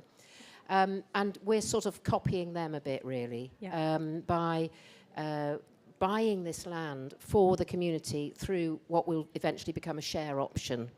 So we want to rewild it and have it as a kind of nature reserve that people can go into, learn about nature and, have a breathing space. And this was an area that was slated to be bypassed, wasn't it, a few years ago? It was, and that's what led to Longlands Common being bought. The campaign to fight off the bypass through the Nid Gorge was successful, and to stop anything in the future, they said, right, let's buy some land. And so this land continues from there down towards Knaresborough, and it means that there's a lovely swathe of land which will be a wonderful wildlife corridor, and also stop any unnecessary roads and housing and all that. So what do you need to get this land, to secure this land? What we need is people to make pledges or to find fundraising opportunities to find some money to feed in. We have, luckily, we've had this wonderful donation from a local foundation, and also a philanthropic loan. So we have the money to do it, but we need to pay back the loan. So we need people to pledge. We've already got 1,000 pledges. Fantastic. Which is wonderful. All these people sharing in it, and people are so keen, really keen to do this. But we just need people to know about it and to spread the word and so on. So when you've acquired this land and people have pledged and donated, what can these potential funders expect to see when you actually have this land? What are you going to do with this land? What are we going to see? Right. Well, a lot of that will be about what people are saying, what they say they want to do, but the sort of image that we've explained that we see it as is really like a nature reserve. So there's a lot of nature on the land. I mean, I saw a barn owl in broad daylight the other day. I was up there. There's deer up there, badgers, foxes, lots of creatures, all sorts of birds. So we want to protect and make it even better for the wildlife, particularly ground nesting birds, larks, curlews, these birds that are having such a struggle now, which is why it's so important that any dogs that go are on short leads, not just running about, because that would obviously be a bad thing for the wildlife. So I'm assuming if you're protecting and preserving what's there, you also want to encourage more of what's Yeah. there, but also new things to the area as well. So will you be creating habitats? Will you be planting trees, plants, creating lakes, ponds perhaps? Yes, all of that. And your advice would be very welcome from the Arboretum. You're very welcome to come along and give us some advice. That would be marvellous. And both of you, Yeah, please of course. do. Yeah. Certainly some more wetland. There are some boggy Yep. bits, and Yep. we can enhance that.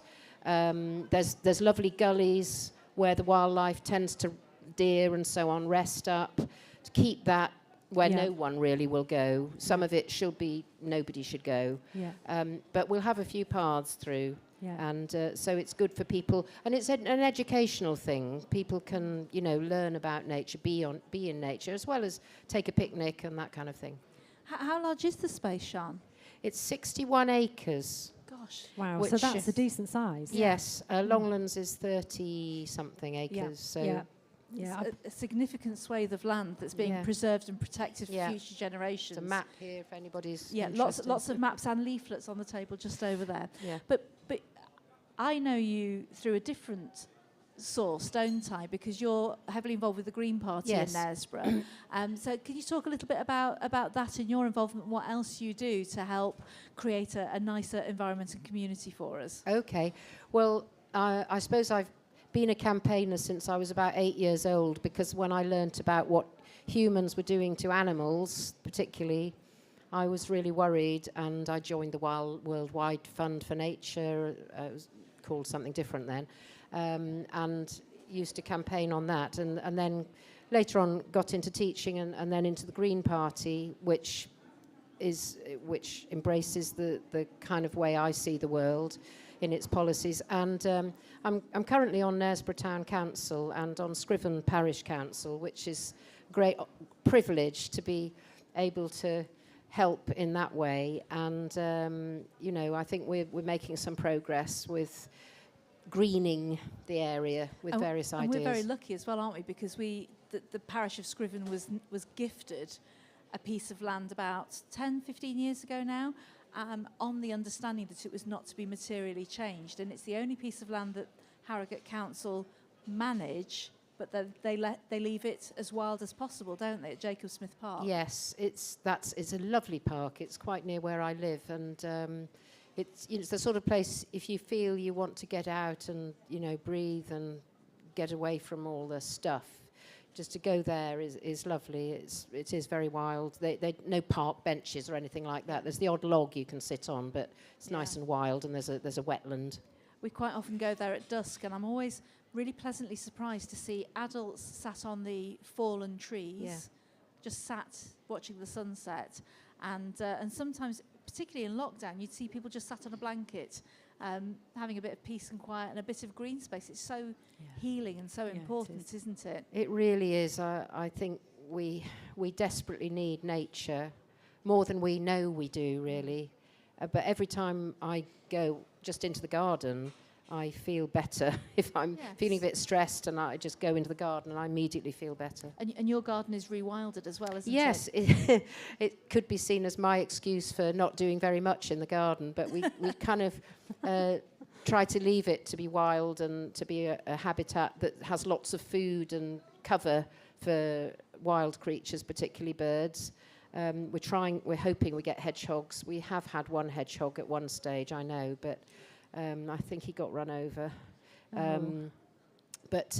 So we try to develop it for wildlife. We certainly don't use any kind of chemicals at all, just homemade compost, and make sure all the nutrients from our kitchen, like tea leaves and coffee grounds and compost, and so all goes onto the garden. And we try not to mow the lawn too much.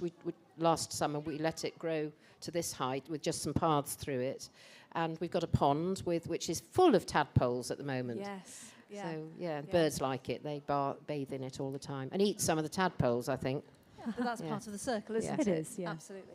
So we're coming up to No Mow May as well, aren't we? Yes. So where everybody's encouraged to leave their lawns to grow throughout the whole of May, or carry on throughout the rest of the year.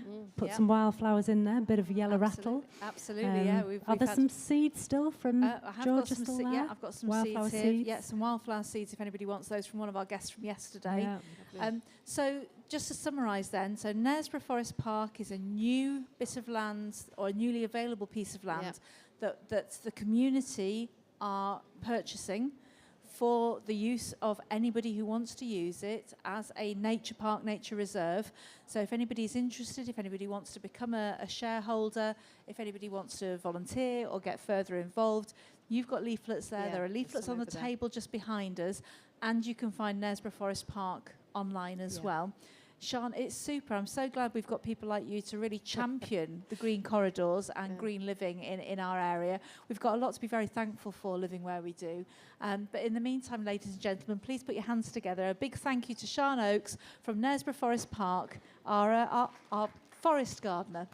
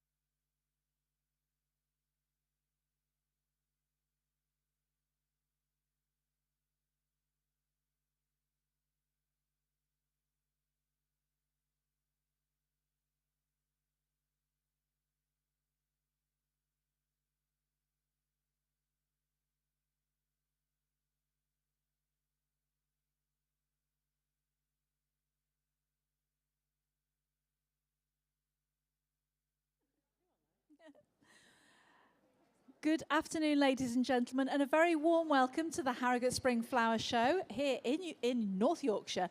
I'm Sarah Owen Hughes, and I'm the head gardener at Rudding Park Hotel, just down the road. And I'm here with my great friend and partner in crime, Faith Douglas, who's curator at a local arboretum. And we have developed the Human Gardener stage to interview people from a whole range and depth and plane of horticulture that you might not have heard of, you might not have be aware of, but just something that's different to what you'd normally see at a flower show. And, you know, we are so excited. Faith's a little bit giddy, but we are so excited to welcome our next guest. I met her at Chelsea a few years ago, and we've been following her ever since because we're just inspired by her story, and we want to share that with you. So please put your hands together, sit yourselves down for a good half an hour chat with Sarah Gerard-Jones, the plant rescuer. Thank you. Hello, nice to see you. And thank you for coming, because you've travelled quite a way to be with us today. Yeah, but it's nice to get out of the household chores, you know, don't have to do those today. So this is a lovely treat. I don't get out much. We are so excited to have you here to chat to us. You know, I think both of us can say we've been stalking Sarah on Instagram, haven't we? And both of us have killed more houseplants than we ever want to admit as well. we can relate to the little reels that you put on, you know, where you see, I think most people here can relate to, you have a house plant, you buy it, it's luxurious, it looks amazing, you bring it into the house, you slowly watch it wither away. You think you know what you're doing, you clearly don't. And then before you know it, you're replacing it with another one, just sentencing it to death, aren't you? But that's the great thing about rescuing plants, because you buy one that looks really bad, and it can only really look better. So I'm doing it the wrong way around. You should rescue plants, I see. So before we start really getting into the nitty-gritty of dying plants and my example that I've brought with me here, how on earth did you end up rescuing plants? Yeah, do you know what? It sounds really corny, but I feel like this path chose me rather than consciously thinking, I want to be a plant rescuer. So basically the story was, I went to, you've all been to like Homebase and B&Q, I'm going to name and shame, where they throw out orchids and plants that don't look great. They don't care for them very well. The orchids, they stop flowering, and then they get thrown in the bin. So I was there one day, probably about 8 years ago now, and I was just looking for some paint for my house, and I saw the members of staff binning these orchids that are perfectly healthy, but they just don't look perfect anymore because they've lost their flowers. And I just had this light bulb moment, which was like, I can't actually believe the society we live in now, where we bin things that just because they look imperfect, and that's now extending to plants and nature. So I asked them if I could take those orchids home. So I came home not with any paint, but with a carload of orchids that had stopped flowering. And I did some really basic research on how to make them reflower. And I'd say 80% of them did. And I found it so rewarding. And I became a little bit obsessed with going to find plants before they were binned. And I accumulated probably about 200 within the space of 6 months. But the feeling was literally addictive, to see a plant that could have been binned, you know, thriving in your care is just so rewarding. So that's how it started. And it is extraordinary. It's something we've come across quite a few times this weekend, that if we're ill, we'll go to a doctor, we'll look after ourselves, we'll eat better food, we'll take medicines, we'll rest. If our animals are ill, we'll take them to the vet, we'll treat them with medicines. If a plant's ill, you prune it at the roots and go, never mind. And actually, we can't really afford to do that, can we? We should be looking after them and maintaining them for as long as we can. Well, absolutely. And if you think about why we're here, it's because of plants. Yeah. And so surely they deserve a little bit of respect and our care. It doesn't take much. It's not rocket science to look after a plant. You just need to do a little bit of research. So yeah, I think we should all be saving plants and not binning them. And not only that, if you think about the environmental cost of binning plants, I don't think we often think about plant production on a big scale. The energy, the fossil fuels, the peat, the water, the labour that goes into growing all these plants, to then just sling it in the bin, it's not right. No. And then grow more. So you're using more of these natural resources. So we should be saving as many of our plants as we can. Absolutely. And as well as the well-being for us as well, like you say, the endorphins that you're obviously getting from rescuing those plants, but they're clearing the air for you, they're purifying the air in your houses, and they're great to look at. And they're good for our mental health. I mean, they boomed, didn't they? The houseplant industry boomed during lockdown, didn't it? Especially for those people that don't have gardens or don't live near or in a green space. So have you found a lot of plants needed rescuing after lockdown? Yeah, and actually I wandered around when in lockdown, and I could see all these plants stuck in shops and in offices, and it really broke my heart.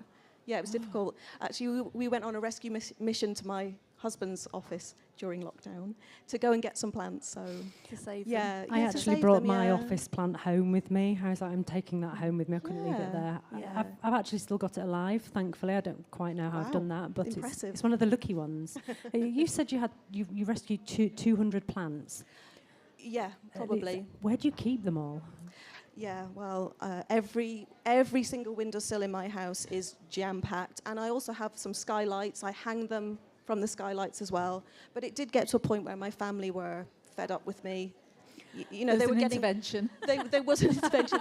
They were. I think a low point was my dad got attacked in the shower by a cactus, and he was just like, "Sarah, this is too much. This is too much." Yeah. I have plants in my shower too. I have air plants. Yeah, I have Spanish moss, and again, I've had guests screaming because something cold and wet is trickling down the back of their neck that wasn't in the shower. Yeah. But it sounds 200 sounds overwhelming, but you don't need to water them all at the same time. So really, it's not. It could be 20. Yeah, 20 or 200. Yeah. So how did this slight obsession, this calling that you had, how did that lead you to the amazing stage that you did at Chelsea? Tell us about that. How that came about was I have a friend who runs an online plant business, and he was just really keen to give Chelsea a go. And he said I was the only person crazy enough to pull that together, because we were actually after the deadline applying to do our houseplant studio. Yeah. And we pulled it together in about a weekend, the idea. Well done. Yeah. But we're both really passionate about it, and it paid off, so that was brilliant. But yeah, I had to pinch myself that my journey took me to Chelsea. Yeah. And of course, they've only done houseplant studios for the past 2 years. They started in 2021, which is crazy to me, because, you know, this boom in houseplants isn't just recent. Yeah. No. It's been coming for a long time. Yeah. It's just not being talked about, has it? It's not being talked about, and I do feel we are a bit underrepresented within some big organisations. Like, we won't mention them, but yeah. Yeah, well, hopefully, you know, going forward from here, we're going to have a bit more of a voice, particularly here, when it comes to the houseplants. Because, you know, most people, I mean, how about you guys? Do you all have houseplants? Do you want to put your hand up if you have a houseplant? There's literally there's actually people shaking their heads. Well, you don't have houseplants. Why not? You killed them. Yeah. You've come to the right talk, haven't you? And you need kill my them with book. kindness. Yeah. Shameless promo. Yes. So tell us about your book. Yeah, so I guess, I suppose this whole journey started because after I rescued the orchids, I wanted just really to keep a diary of how the plants were improving. So I thought Instagram was a good platform to do that on, because it's a visual platform. And so I started on Instagram about 6 years ago, and I would take a picture of the plant when I first got it, and then I would take a picture of it kind of 3-4 months down the line. And then in lockdown, when people had a lot more time, my Instagram account really took off, and I was starting to offer advice to people on how to rescue their own plants. And then I was approached by a publisher, and they asked me if I wanted to write a book. So that was during lockdown that I wrote the Plant Rescuer, which is great because on Instagram I was getting to the point where I was answering the same questions over and over again, and to have a book that I can just tell people, go read my book, is brilliant. And again, I can't believe I'm an author. Published, Yeah, incredible. Yeah. You also have the Plant Rescue Box Initiative as well, so can you tell us a little bit about that? Yeah, so following on from seeing all the plants that have been binned at the big box stores and supermarkets and things like that, and independent shops as well, I came up with an idea to help retailers stop throwing their plants away and instead give them a second chance by offering them to consumers. So I came up with the Plant Rescue Box idea. So instead of binning plants, the retailers will fill a box with as many plants or as few plants as they want, and then they will sell that box for a fraction of what the plants normally cost. And then you get a chance at rescuing them. It's a great way for, it's more affordable because, you know, cost of living crisis, we can't all afford expensive plants. So it's a great way to get into house plants for minimal cost. And I'm delighted that the RHS now are backing the plant rescue boxes, and they sell them at RHS Wisley, as well as there's about 20 other independent shops that sell them in the UK, in America, and Norway. And I would just like that to become the norm. I would like everybody to be doing that. I'm currently talking to some of the big supermarkets about doing it. So I think hopefully this will be the new norm. Well, I think you're preaching to the converted, because I don't know if you saw this, but everyone just went, I'm listening. You can see them just leaning forward ever so slightly. Rescuing plants, fraction of the price. This is Yorkshire. Yeah, well, I think all their hands are sore from all the plants they've bought already, but if you could get some more and you're saving them, therefore you're doing a good thing. You're saving the planet as well. I think there's a really, really strong market I'm for very that. frugal. I'm Scottish, you see, so the idea of cheap plants really appeals to me. So it's a win-win. So, talking about rescuing plants, would you like to have a look at my poor, sick plant? Oh my gosh. Okay, let's have a look. So, I imagine you get to see plants like this every day.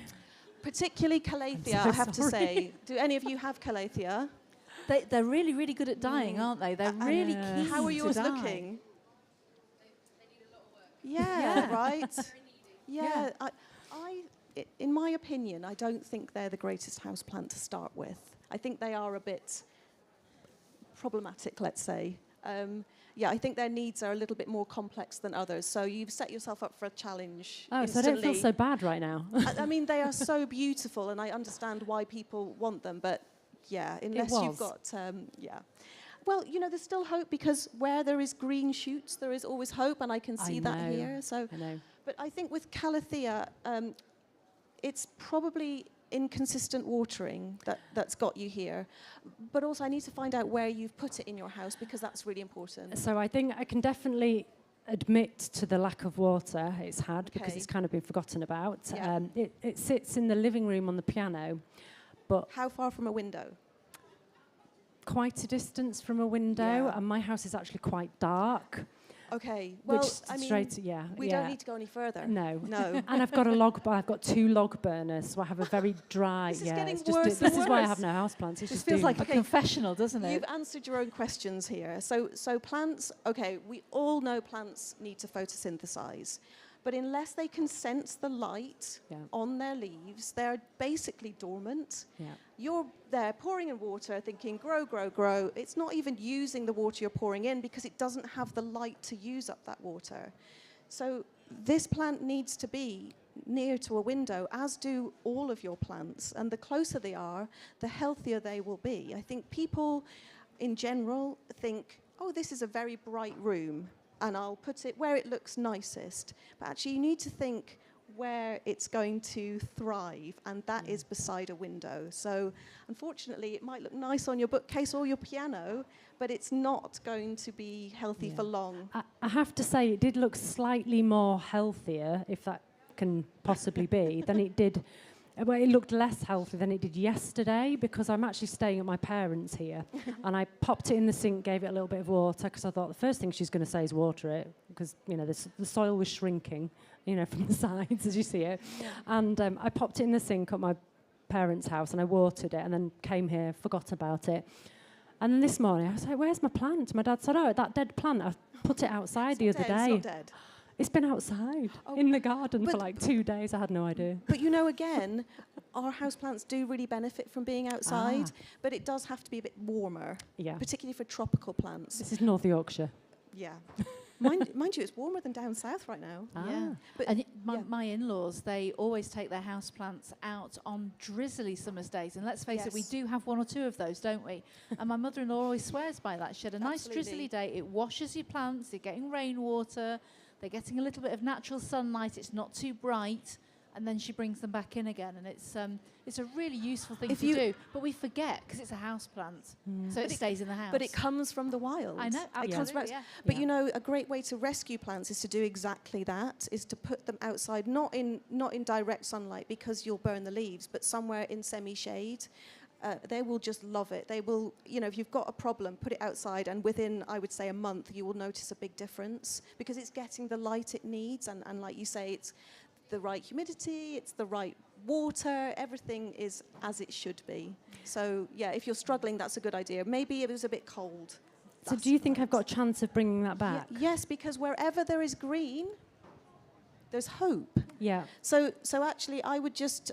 I mean, what you've been doing is you've been letting it probably dry out for too long and then whacking in a load of water. So it's you know, it's inconsistent. Yeah. So you're going to get this damage. What you need to be doing is just a bit more on top of the care. Okay. So just regularly checking the soil. I do it with my finger. I stick my finger into the soil. It's a bit dirty, but I don't care. Us gardeners have dirty nails. It's good That's for fine. us. It's good for us. And you just need to be checking your soil regularly. I think a lot of us probably put in way too much water. So that was a way of avoiding a problem. Often what I do is, because I know my house is quite dry because of the log burners, is I gather all my house plants up, maybe about once a month.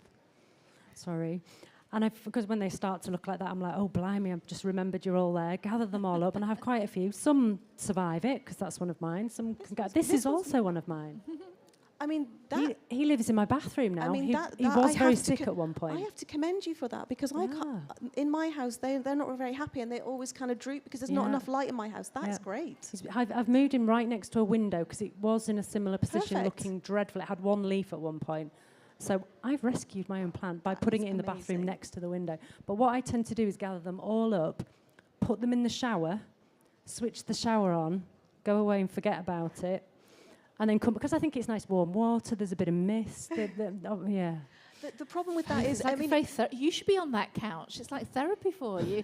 But Faith, the problem is that you're just watering them all at the same time, regardless if they need it or not. Yeah. But you need to check which plants need water and when. So that's the other thing. Don't water on a schedule. Yeah. Don't think every Saturday I'm going to water all my houseplants, Nice, because I do they that. don't all need it. Yeah. They're in different locations. Then some of them are far from a window. They don't all need it at once. And what about cactuses? Because I kill cactuses. You know, there's a really simple way not to kill cactuses.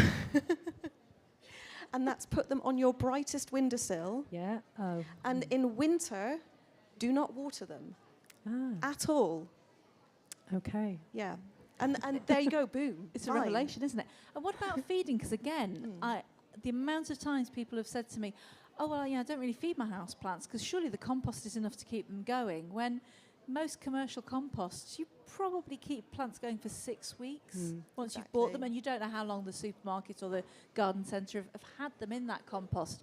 So what tips can you give about fertilisers? Because there's so many that are available when actually a straightforward, 999 NPK grow more type fertiliser should suffice. Yeah. So feeding, I always say. Feed when you see your plant is in growth, and that means if you can see new leaves are coming, i.e. here, it's growing, so therefore feed it. And that can be every other watering, it can be once a month, but yes, it does absolutely the nutrients and minerals get used up pretty quickly in our houseplant soil. Outside, they've got access to lots of, their roots can go anywhere to find them, but in here you do need to keep them fed. But what I would say is there's with houseplant feeds, we've come quite a long way. I think we're used to quite a few of the big names I'm sure we could mention, but I won't. But there's houseplant feeds now which are designed to feed the beneficial microbes in your soil. Again, this is something we talk about outdoors, the microbes and all the... Mycorrhizae Exactly. type feeds, yeah. And there are some really great feeds now which will help improve the consistency and what's in your soil. So be really careful when you're choosing your houseplant soil. Look very carefully at the small print, see what it does, and what you're looking for is something like what I'm talking about will feed the mycorrhizae in the soil and the beneficial microbes. So yeah. There's a change coming. Yeah. So how often should we be potting on, or what should we be looking for? Because I have houseplants and I think, well, how big are they going to get? What size pots? When is this pot going to become so big I can't move it around my house or put it in my shower anymore? Well, the thing with that is if you're happy with the pot it's in, you can always take it out, and you can be quite harsh with pruning the roots, and then you can fill back in with some fresh compost at the bottom, and then you can keep it in that pot. And as long as you're keeping it well fed, it can theoretically stay in the same size pot.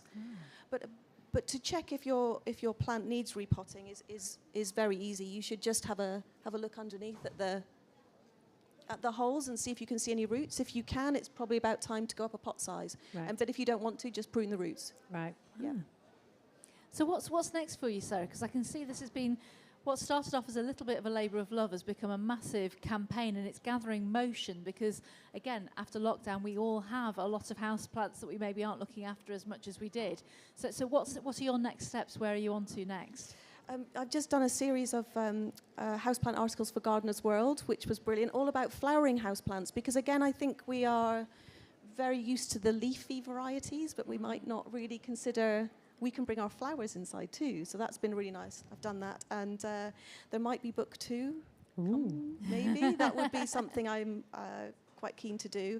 Maybe focusing on something like cacti and succulents. Yeah. And yeah, I just want to really spread the word about the rescue boxes. I want to contact as many of the big retailers as possible and try and persuade them to stop binning plants.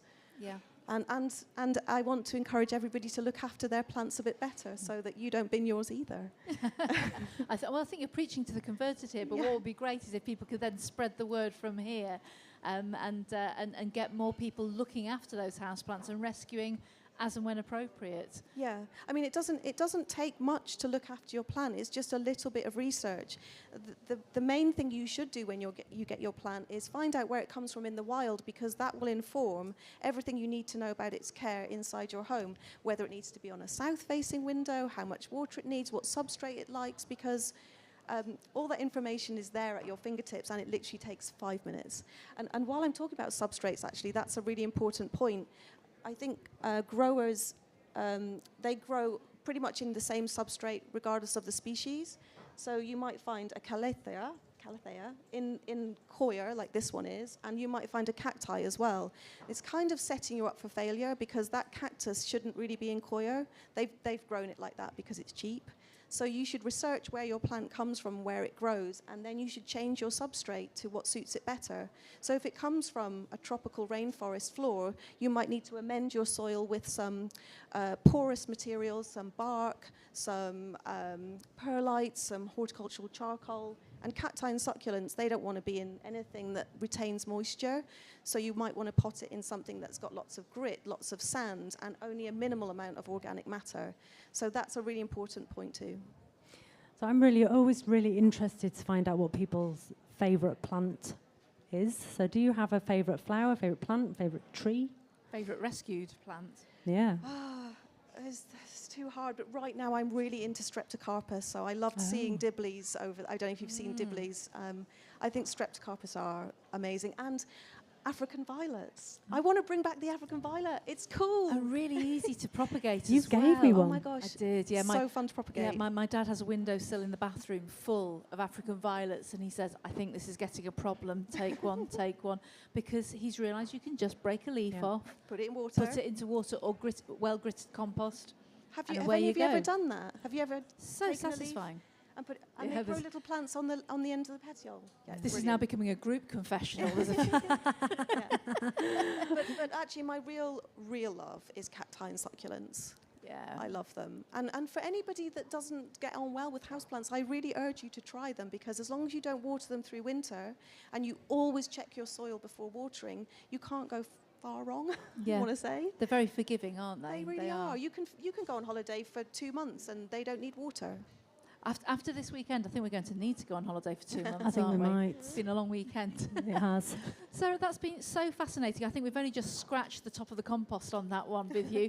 But thank you so much for coming up, because I know you've travelled far to come and see us today. Please, everyone, put your hands together. A huge thank you to Sarah Gerard-Jones, our amazing plant rescuer. Thank you so much. Thank you.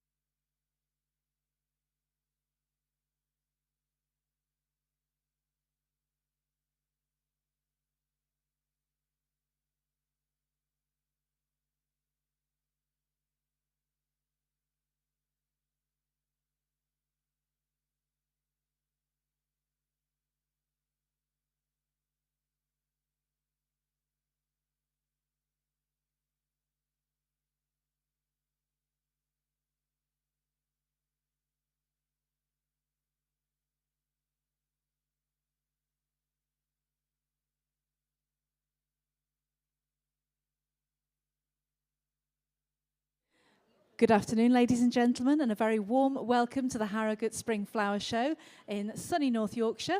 My name is Sarah Owen Hughes, and I'm head gardener at Rudding Park Hotel and Spa, just down the road. And I'm here with my cohort, Faith Douglas, who is a curator at a local arboretum. Now, when you say curator of a local arboretum, that means trees, doesn't it, right? And we've just been asked at the last minute if we'd be happy to talk to somebody really special, and Faith is having a bit of a moment about it. I would like you to put your hands together for an extra special guest who didn't know he was coming onto the stage. This is Alex, the Mayor of Barrie in Ontario, Canada, our Canadian ambassador. Thank you so much for the invitation on stage today. Well, as you can see, Faith has brought her favourite cushion, which is a maple leaf. This is Leaf. And she... Yeah, it's her favourite thing. This is my favourite cushion, and I take this and pretty she's much obsessed, everywhere with me. She's obsessed with maples as well. So tell us for people who haven't been fortunate enough to go to Canada, which includes you, Faith. Pick me. Tell us about Barrie in Ontario. Whereabouts is it? So Barrie, Ontario is in the center of Canada. It's about an hour north of Toronto. And we have lots and lots of maple trees, you'll be happy to know. In fact, some of the gifts to some of the folks who've been so hospitable and welcomed us here in Harrogate is maple syrup. We've been bringing jugs of maple syrup over to say thank you. It's fantastic. And I understand that you're twinned with Harrogate. How long have you been twinned? How long has that association So it's been there? about 10 years. So this is our 10th anniversary, and in one of the beautiful displays, you'll see the different twin cities of Harrogate, and Barrie is one of them. And we're very fortunate to be one of them. And I think that it's been a lot of fun and learning about the area. I have been to Yorkshire one time before. I was in York when I was 3. Got off a train from Liverpool, and immediately got in trouble with my mum. And I just had this flashing memory of what the train station looked like, and now I'm back. Oh, really? Yeah, Oh, that's wonderful. That's wonderful that you've come back, and you're very, very welcome. Of course, you're a Commonwealth country, and we've got a huge Canadian presence at the Commonwealth War Graves in Harrogate as well. But I understand as well that Barrie is a floral town as well. We do. We have tons when it comes to floral. In terms of we have something called Communities in Bloom that we participate in, and it really tries to bring in together some of the different activities that are going on through the summer, the gardens, the arboretum, but also like the social side of it as well. And we've this year we actually won a gold award for it, so we're very proud of that. That's going to be presented to us coming up. But I would be lying if I said that I was the expert on it, to be honest. And so, and but I can learn. I can learn, right? I'm sure you appreciate as well. You appreciate the landscape that you live in. That's fantastic. Absolutely. You've come to the right place to learn, definitely. We're all friendly here. I have been learning. In fact, when we were out there, I've got some favorites now. The fuchsia, and amazed at the discipline around the bonsai. I mean, There's something else, aren't they? It is something else. They're exceptional. Now, I understand that a mayor in Canada is a little different to our perspective of what a mayor is. Can you tell us a little bit about what your role entails? So the mayor of a city in Canada is the chief executive officer. So you're elected to run the city as well as the ceremonial piece, which I happen to be enjoying here right now. But it's a fulsome role. You leave your job as whatever you're doing, and you take it on full time. And I'm incredibly blessed to be representing a city. If you ever get a chance to look at Barrie, we have a beautiful waterfront. We're surrounded by nature, and we have hills to snowboard and ski and do all of those fun things in the wintertime as well. I have skied in Canada several times, and skiing and watching a wolf run across the piste is something that I will never forget. What a blessing to have that wildlife and that nature available to you. And I've been through the Rockies and seen the bears and the moose stopping the traffic, and Canadians just go, yeah, they'll move when they're good and ready, whereas the tourists are going, well, why are they in the middle of the road? It's the most stunning country. I think we need. I think we need a visit. What don't we? I would like to know is if any ambassadors from Harrogate have been to Canada. Yes. Because I really think there's two sitting here who would quite like a visit. If anybody, oh, and Nick, we'll bring Nick as well. We've never Nick's been so a really popular. good landscaper. He can help you out. He's really Well, good. you know, two things. First of all, one thing I thought was really interesting, we've been asked if there's a similar event back where we're from, and there isn't. And we were thinking, hey, this might be something that we can help form over there going forward, in all seriousness. Yeah, yeah. But secondly, we're located about 15 minutes from a Canadian Air Force base. And in fact, one of the gentlemen I spoke to today, his father, I believe, had been stationed there training for the Second World War. And we're about to have an air show commemorating those sacrifices in the next few weeks. And so we've extended the invitation to more ambassadors to come from Harrogate to Barrie to participate in that. And it'll be a great time for you folks to come and join us. Incredible, incredible. I've just got my passport. just had it renewed, so now's the perfect Faith time. does work with veterans. So she does. Passports does are more horticultural important these therapy days in with the UK, I hear. Oh yeah, yeah, yeah. We're all trying to find relations that from not England to claim our nationality elsewhere. So what else are you going to be doing while you're over here? Because obviously you arrived yesterday. You've been brought full force into a flower show, which is amazing. What else is planned for you? So we've had some meetings already with the Chamber of Commerce, and we'll be meeting with your Business Improvement District, I think it's called, later on this evening, as well as there's a rugby team that's going to be joining, coming to Barrie, Ontario in July, and so we'll be meeting up with some of those folks this evening. And tomorrow morning we have the honor to visit Ripley, and we'll certainly enjoy that. And we'll also be taking a moment to go and to remember and to commemorate those Canadians who sacrificed their lives during the Second World War. And if I have a second, I have a neat story for you about kind of this area. My grandparents were from Hamilton, Ontario. I was born in Liverpool, England, and so my grandfather had been a Royal Canadian engineer, diffused bombs, but had been injured. And he met his wife, who was his Red Cross nurse here in England. Wow. And so they stayed, and eventually the children moved to Canada. But it's really neat for me to be back here because of all of the stories, the heritage, the culture that gets passed on through the generations. So And the Going full connections. circle. it is coming full Yeah. circle. So And very the honored. the other twins towns with Harrogate, I know that this morning there was the unveiling of the New Zealand garden that's been restored in the Valley Gardens, and that's represented as another Commonwealth country on the garden that you can see outside. And then there are two European countries as well. There's Italy and France as well, which is just magnificent. It's so lovely to think that we are still reaching out, and horticulture is certainly a very international language. And I was speaking to someone earlier who had met some of the Italian delegation and didn't speak Italian, they didn't speak English, but they all spoke plants. Yeah. So they could point at plant names and communicate. So it's a really lovely way to share that love of nature. It's been such a privilege. I'm so pleased you stopped by our Human Gardener stage to talk to us. And who knows where our next conversation will be, but I really hope it's in Barrie, Ontario. So do I. Ladies and gentlemen, say a huge thank you to Alex, the Mayor of Barrie, Ontario, twinned with Harrogate. Thank you, Faith. Thank you, Sarah. Appreciate it. Thank you.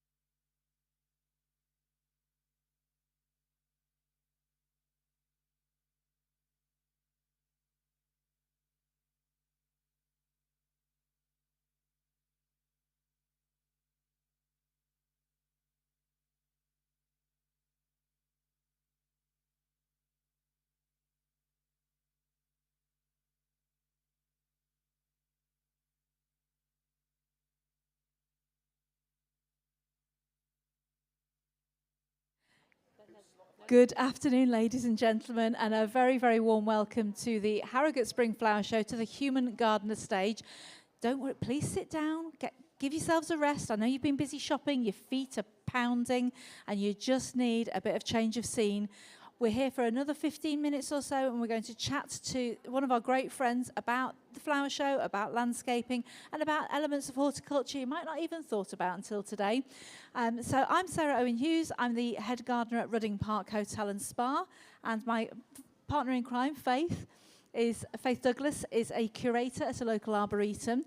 And we've brought on stage Nick Fryer, who is a landscaper who's been very heavily involved with the show gardens and the borders that you've seen outside today. I hope you've seen and enjoyed those this afternoon.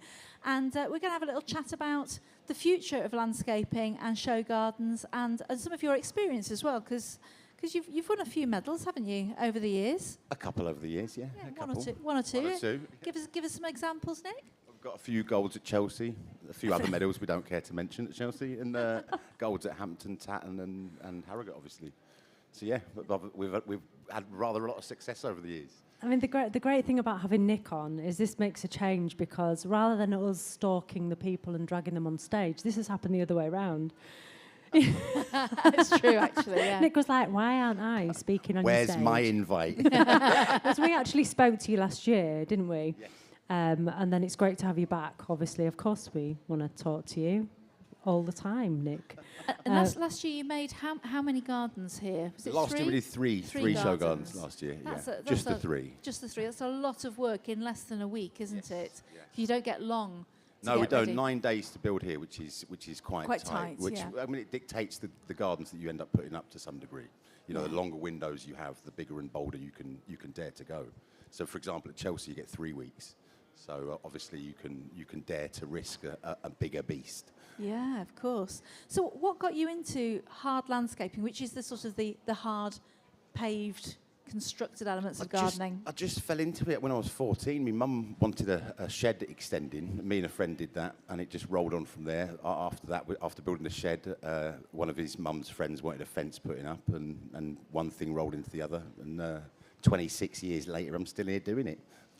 And what brought you up to Yorkshire? Because I notice your accent is not from around these parts. No, I'm from London originally, but it was when my wife at the time fell pregnant. We decided that we didn't want to raise our children in London. It was too expensive. The lifestyle we could afford was going to be quite limited. So we decided to come up to sunny Yorkshire. Yorkshire. And we haven't looked back since. No. Well, one of us haven't. You're an honorary Yorkshireman, aren't you? Yeah, well, my dad was from South Stanley, so it's in the blood. You know. We'll keep him. We'll keep him for now, won't we? We'll keep you. So talk about show gardens, because they take a lot of time, a lot of effort, and a lot of money, don't they, to build? Well, this is the problem, I think. It's the time, it's the stress, and it's the financing of the gardens. So sadly, we're getting less and less response for show gardens, and that's not just Harrogate, it's across the board, really. So this year we've tried to rethink the strategy, hence why we've pulled away somewhat from the show garden element and simplified it for the show borders, which are a 3.6 metre by 1.2 box, essentially, that you'll arrive here, it'll be soiled up, ready for you to go, and within a day or two you can turn it into something quite beautiful, you know, and get a great response from the public and introduce yourself to the industry. It's a much smaller space, isn't it? Much smaller, more less attainable. intimidating. Absolutely, yeah. And again, affordable. I mean, Harrogate will sponsor you £300 to put one up. Yeah. So if you play your cards right, you can use that £300 to finance most of the planting and structures that you put in. But the idea is that now we take the next generation, the young designers, the young landscapers that want to display what they're about on this stage, and then take them under our wing and nurture them through the process and actually get them up to speed and support them doing show gardens next year and in the future. And we've interviewed people on the stage this week who would never in a million years have considered building show gardens, but have done a border because they're amongst friends, they're sharing ideas, they make new connections, and every single one has said, I actually now feel confident enough to take on a larger space. Absolutely. I mean, it's like I say, it's very achievable, but equally, it's a stepping stone into the industry. You know, if you want to pursue this lifestyle and this career, then there's no better place really to show what you're about than these show gardens, you know?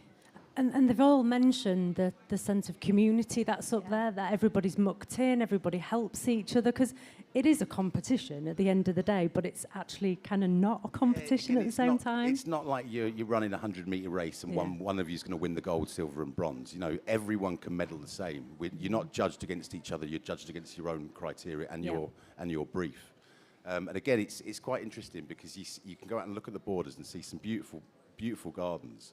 And often they don't score the medals that you'd anticipate them to get, but you are judged against your brief, and this is the first thing you learn, and it's quite a harsh learning curve, but you are judged against your own brief, so you can win or lose your garden in the brief that you write. And if you look at some of the higher medal winners, they've actually kept the brief that brief that it's very difficult for the judges to pick them up on. Hence why it's called a brief. So just tell us a little bit more about a brief and what that includes, what you need to be writing, what you shouldn't be writing or including. Again, a brief is going to be tailored to each individual garden. So what you're doing in your brief is explaining to the judges what you're trying to achieve with your garden. So, for example, Lottie from Shipley College put an absolutely stunning border up. But again, in the brief, she was stating that it was what happens when nature takes over a garden, when a garden's left alone, and wildlife takes back over. But sadly, within the garden, there was no sort of weeds that had blown in. There was no brambles. There was no ivy. So although she'd put a beautiful border together, against her brief, she fell down quite sharply and only scored 3 stars. But both the judges considered it potentially a Premier Gold and a great concept. So just sadly, she tripped herself up with her own brief, you know. So the brief is the first thing that you send in when you apply to build a garden or a border. You send in your brief, so you're telling the show what your intentions are, but that is very much, and it can be 6 months, 9 months, a year down the line. That's what you're then judged against. And I can't remember what I had for breakfast, so the chance of me remembering what I've agreed to 9 months previously is very difficult. But it is, like you say, it's a real skill. You have to really focus on it. Well, again, it's a learning curve. And I mean, I crashed and burned when I did my first garden because I veered so far away from my brief. Again, the garden, what I put up, I believe was lovely and the public had a great response. But I crashed and burned in terms of against the brief. So, yeah, it's a learning curve. And that's the beauty of doing a show border to start with, is you're going to learn those lessons quickly at relatively low cost, you know. Definitely. And as well as, obviously, there's been keen amateur and semi-professional and professional gardeners and landscapers putting together borders this year. There's also been a good representation from various colleges. So you've got clusters of students designing and installing gardens themselves, which again will hopefully give them the bug so they can then enter into competition later. Well, this is exactly the approach we're trying to take this year, is to support that generation and nurture them the way through and hopefully get them up to the Hampton Courts and the Chelseas in a few years' time. Yeah, absolutely. Because it is, I mean, we've both been involved in show gardens in the past. It's incredibly hard work. It's incredibly stressful, but it is really addictive. Oh, and it's great fun. It is it's good fun. great It's great fun. Yeah, it's just nice being able to express yourself. I mean, as a garden designer, landscaper, 9 times out of 10, you are working to a client's brief. I mean, obviously, you can influence them to some degree, but you are working against someone else's desires. But with a show garden, you can really use it as an opportunity to express what you're about, you know?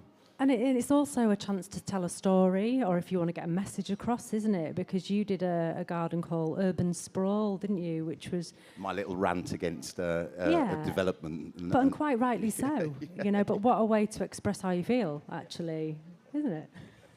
Yeah, you can portray any message you wish to, you know. Yeah.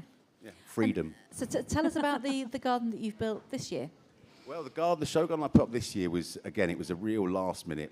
Nick, because we were on facilitating the show borders essentially and building the frameworks for the other gardens, getting them prepped, trying to support, make it easier for people to enter the competition. But at the last minute, Nick asked us to put a show garden together. So literally, we were designing it last Saturday in the pub when we ran out of screws. We ran out of screws.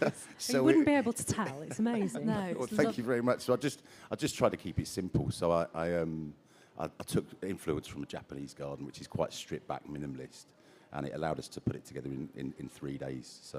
So yeah, but I'm really actually very pleased with the results. I think the longer you can spend sometimes thinking about the garden design, the more likely you are to overcook the pot.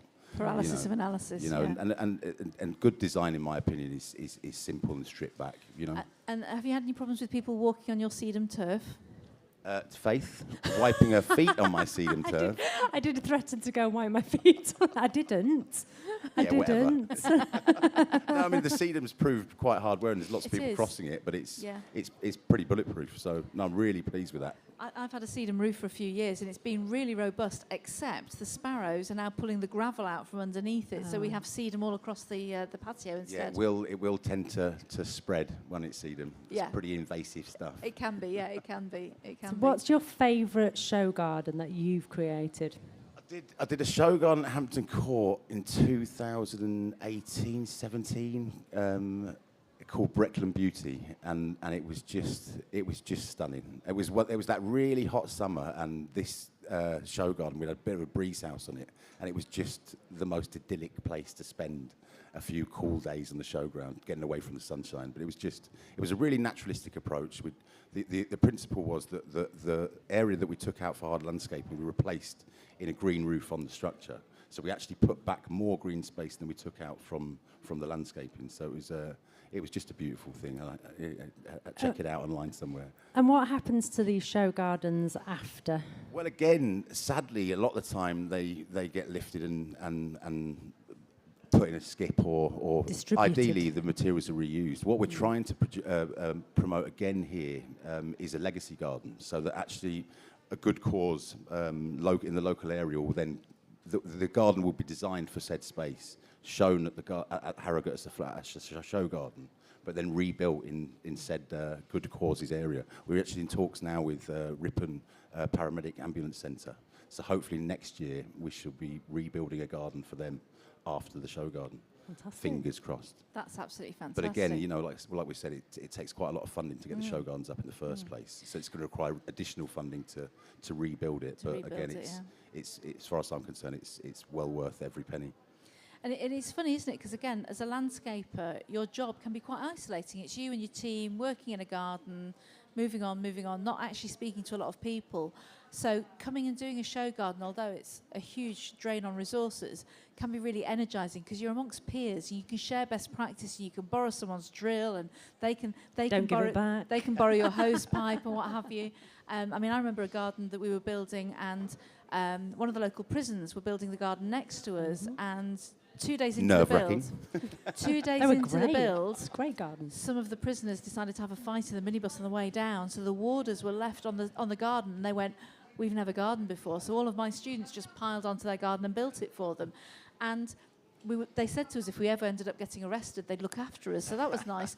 But it was the sense of well-being and achievement that we all got from helping out is incredible. And I think when you're visiting a show, you're seeing the shiny bits.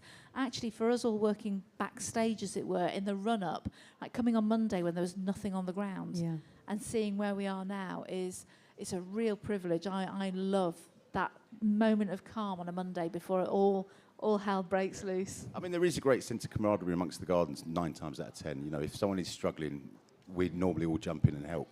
Because again, like we said, there's everyone is judged against their own brief and criteria. So we can all come up together. You know? We share medals, don't we, Nick? You steal them, Faith. That's another story. She'd be stealing medals from you. He put a couple She nicked of my rocks. Premier Gold. It was well deserved. I feel like this is some sort of guidance counselling going You on stole here. my best planting. So as you can see, actually meeting people through flower shows is you make friendships for life, don't you? And it's a small industry. I don't know about that. He never calls, he never answers these messages. But within a small industry, it's really important to have that network. And you've got things like Perennial, which is the charity that supports gardeners of any discipline who are struggling, having a difficult time. You on your sleeve have got the APL there, the Association of Professional Landscapers. What can you tell us about them and what they do for you and your guys? Again, the APL is a fantastic organisation to get involved with. They basically police somewhat an unregulated industry. I mean, sadly, anyone can call themselves a landscaper and just go out and buy a van and a cement mixer and play the role. But obviously, there's a lot of experience and skill that goes into doing the job correctly. Now, what the APL do is they actually vet landscapers and designers to make sure that they've got all the paperwork, they've got all the insurances, they are doing what they're saying they're doing, the quality of workmanship is right. So to become an APL member is quite a a difficult. It's prestigious. It is, yeah. It's where you want to be, and it's a good position to be in as an APL member, as a landscaper, and as a client taking on an APL member. You're guaranteed somewhat protection. So if, for example, I was to mess up a project or go bankrupt midway through, the APL will come in and send another APL member in to finish the job. And likewise, if I get burnt by a client that doesn't want to pay, I can bring the APL in to then mediate that situation and hopefully get the money out of client. Touch wood, that's not happened yet. No cowboys then. Yeah, no cowboys. No Spurs. So what's coming up next for you then, Nick? What adventures are you on to next? Back to the day-to-day grind. We're doing a big project out in Well at the moment. I've got to pop down to Chelsea to build the HTA show stand for a couple of days. Horticultural Trade Association show stand. Yeah, but that's just a couple of days. It's not a show garden. It's just a trade stand. So it should be relatively easy, but nice to keep your eye in, It's really important, isn't it, again, maintaining those connections? Absolutely. I mean, that's what I'd say to any designer or landscaper that comes here to do a border or a garden. Stick with it. Stick with it for 2 or 3 years, and you start to get noticed and build a reputation within the industry and connect the dots. And it's priceless. I guarantee it. Definitely.